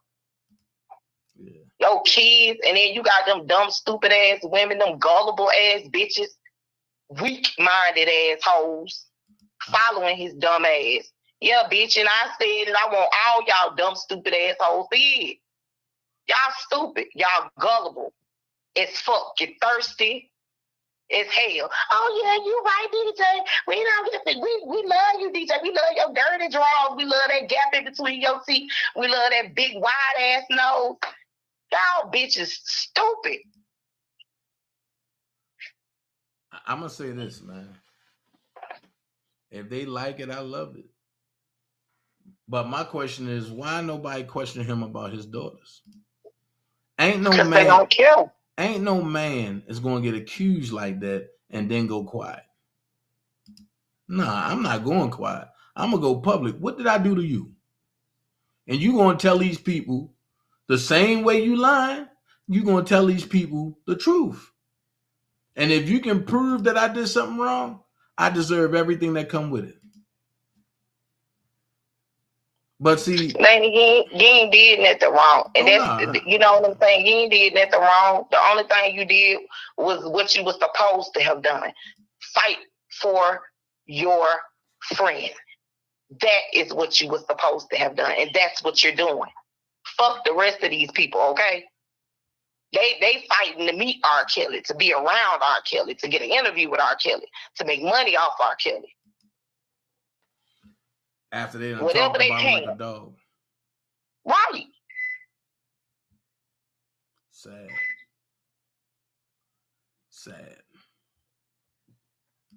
So question. If Rob was standing in front of you know what? No, I got one more question because this came to me. And matter of fact, and you're the right person for this. Who do you think connected Spitting Fire to Robert? Or Robert to Spitting Fire? And why do you think it was done? You know what? I don't know. I'm just gonna say this. My speculation on that is that it could have been Sylvia. But then, of course, Sharon did reach out to her, and she probably, when she emailed back, of course, she probably emailed the number. When she got on the emailing list, she probably gave him her number. Or it could have been through Sylvia. Who knows? Because Sylvia said she wasn't. At first, I guess she wasn't not really wanting to be in between this R. Kelly shit. She don't know what the fuck she want to do. She confused. Let's just say that. She don't know if she want to do the R. Kelly shit or the YSL. Like, she just trying to be all over the place. She thinks she the next Tasha K, and baby, you not. That shit ain't adding up. If you got 14,000 subscribers, it should be more than that in your damn chat, and it don't. So that just lets you know. Okay. But we gonna get off of that. But yeah. I don't know, to be honest. It could have been that they could have been connected through Sylvia. I don't know. It could have been anybody. Yeah. But I just think that, she didn't handle that situation. And you can use all the excuses in the world. She did what she wanted to do because she likes that control. She has to be the one to tell people to do this and do that. You know what I'm saying? Like a dictator. Bitch, you don't run that man. That's a grown-ass man. You can't tell him what he need to be focused on when he trying to tell you what the fuck you need to be focused on if you trying to help him. He's not dictating to you what you need to do. He's asking you to do, to help. If you didn't want to do it, all you had to do was say, I don't want to do it. Thank you, TT. Facts. But she didn't do that. She didn't do that at all. She made a mockery of it and then put that shit on her wall. Oh, don't call me today. Call me tomorrow. Like, what the fuck? Why would you didn't even have to do that. You had already did the live, so what was the post on your wall for? To let everybody know that, hey, I talked to R. Kelly. Don't call me today, Rob. Call me tomorrow if you somebody see this. What? Like, lady, you a whole goofy out here. Everybody is not laughing. Everybody that's laughing that you think may be laughing with you is really laughing at your dumb ass. Yeah. Because even she sounds stupid when she try to read. She thinks she's so intellectual. And let me tell you something. I know she gonna have a rebuttal for everything that I'm saying, but I don't give a fuck, bitch. Because I can come out with the best of them. You talking about the dragon, bitch, you ain't seen shit. Okay? Because my mouth is filthy and Dana can tell you that. I don't give a fuck. So you can call me ghetto, whatever the fuck you want to call me. Yes, bitch, I am ghetto. And I can't go there with your ass.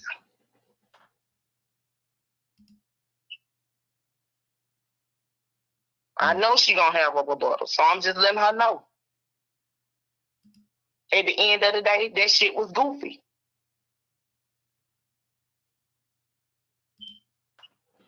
I just don't understand what is the big issue of playing a conversation with Robert if it's supposed to be about doing the work.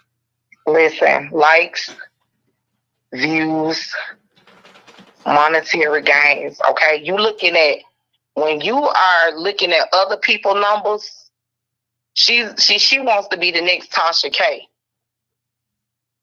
You know what I'm saying? She's trying to be up there with the Kwame Browns and all of this, that, and the third. She thinks she's so intellectual, but she's so intellectually stupid. She can't even read.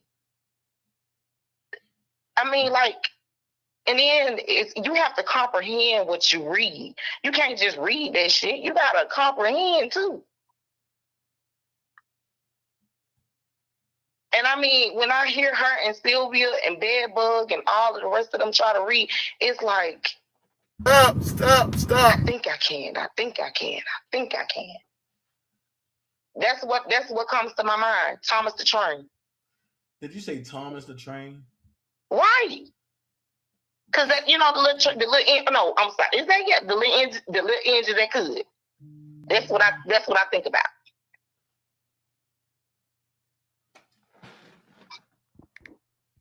That's what comes to my mind. Listening to them read. I told you, if you put all of their voices and them talking at the same time, and just listen, just really listen to what they say and the words that's coming out of their mouth, you will see and hear just how dumb they really sound. All at the same time. Do I gotta do that again? I'm just saying, play the conversations all at the same time. And I promise you, if you just listen to the words, they each sound stupid as hell, together and separately. A servant holds truly bizarre, complex, anti-government beliefs that are rooted in racism and anti-Semitism.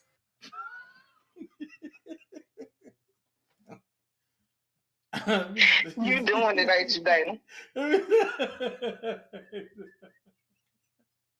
Let me stop. I got you.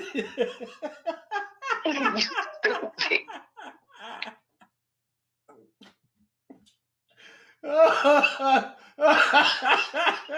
Listen, let me stop. I said I wasn't going to do it. I'm serious. The only ones that really like know some shit, that really be on top of shit, it be you, Prima Donna, Levi, Skyzone, Angie. Because Skyzone a very good reader. Prima Donna's a very good reader. You are a very good reader. You be stumbling sometimes, but I get that. Yeah, man. Because sometimes my words be. Yeah, but see, like I said, I totally get that. But who else? Angie. Hell yeah, Angie ass. Yes. I'm gonna challenge Angie to a spelling contest one day.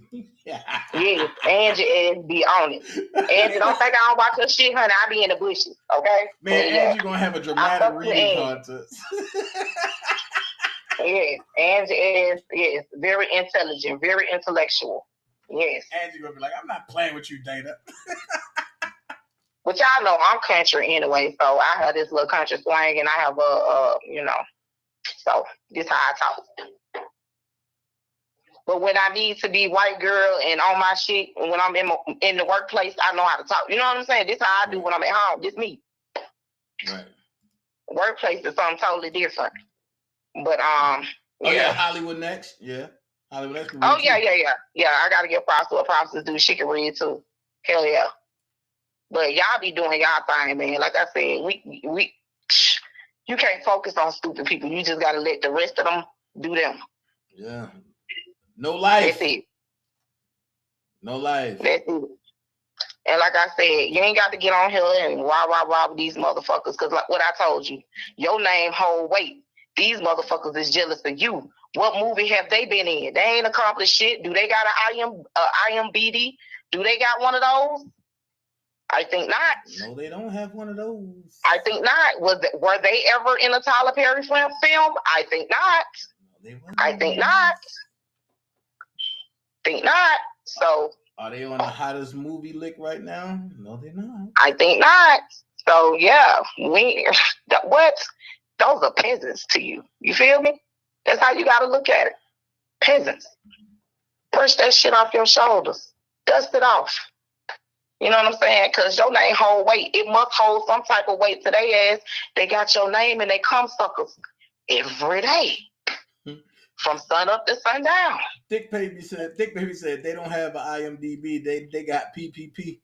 Oh, look, she better say that shit, baby. Oh, I ain't never seen so many people that got beauty salons and cut hair and oh my God.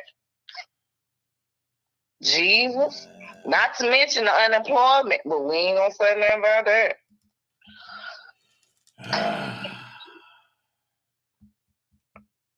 But yeah, I'm gonna get up out here, Dana. This was a good live though, man. Everybody that came up here and spoke was saying some real shit. I just wanted to say that. Facts. That's the way I'm taking it now. I mean, and we ain't even going to roll in the dirt no more. I don't even want to get dirty no more. I want to put on some clothes now. Yeah, it ain't even worth it. I done took a shower. I done did everything I need to do. I want to put some clothes on now. Well, I'm finna go and sip on this Grey Goose. Okay. Uh-oh. Yes. See y'all later. Right. Bye, drinking. All right, Leash. Look, I done been on here 4 hours. I know I said I can do this for hours, but shit, I want to have something else to do. But look, I'm about to get up out of here, man. Anybody else want to call in? Anybody else want to call in? Hold on. I got to play my song real quick. Hold on. I got to finish my song. Hold on.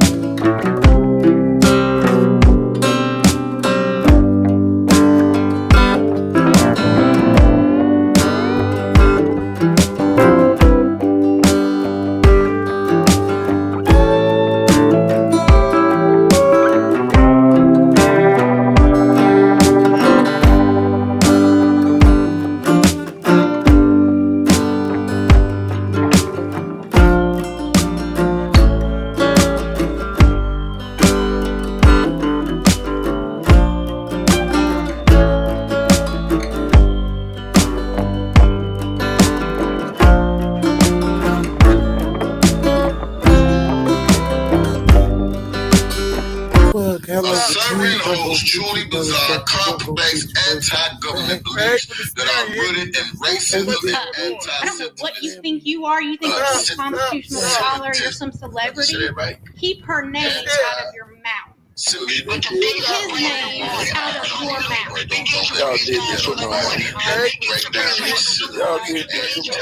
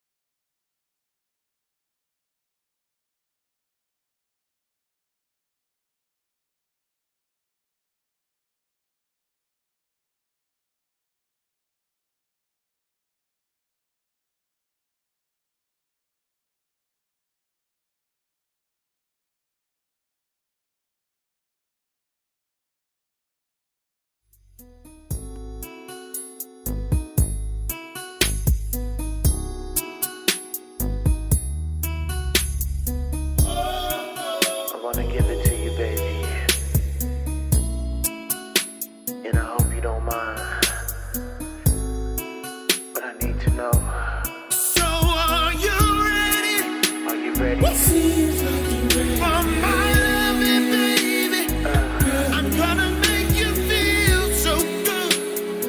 But there's one thing that I'd like to know is, do you want it? Do you need it, baby? I'd like to know right now. Right now.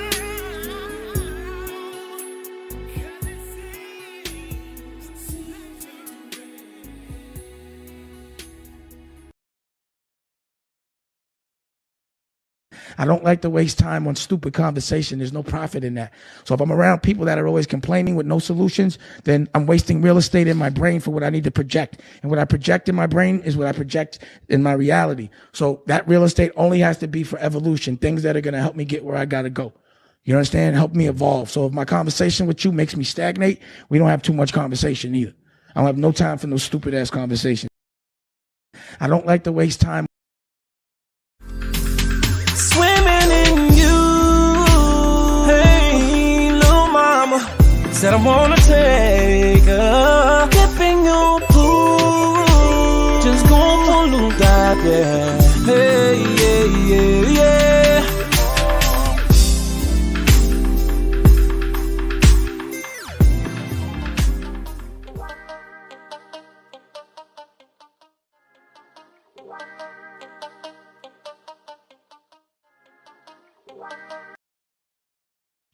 Good night, everybody.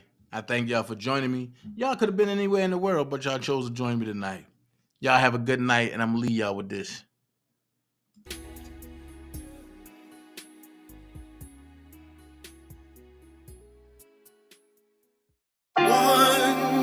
Girl, your body's calling me. I'm feeling on your booty. Girl, I know you wanna sex me, 'cause it seems like you're ready. You know I want that honey love. Tonight I'm slow dancing with you. How the hell you get so thick? I had to reach back and do this remix. It's the perfect song for us to be grown. I swear, we're gonna do it 12 ways, 12 ways, 12 ways, just like 12 ways. You remind me of my cheek, baby. Let's bump and grind, try me in your closet. Let's go have fun, baby. I'm gonna strip for you on this sex planet. 11 and 12. This the greatest sex that I ever had. Land a slow wine for me, get freaky in this mug, you my ghetto queen. Sex in this kitchen, my key in your ignition. I'm a R&B thug, you know it. Your sex we get me high.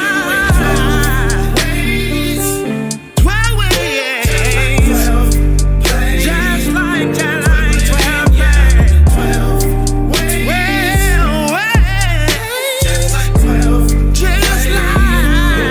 12 ways. Who they calling the king now? I done turned this 12 play out.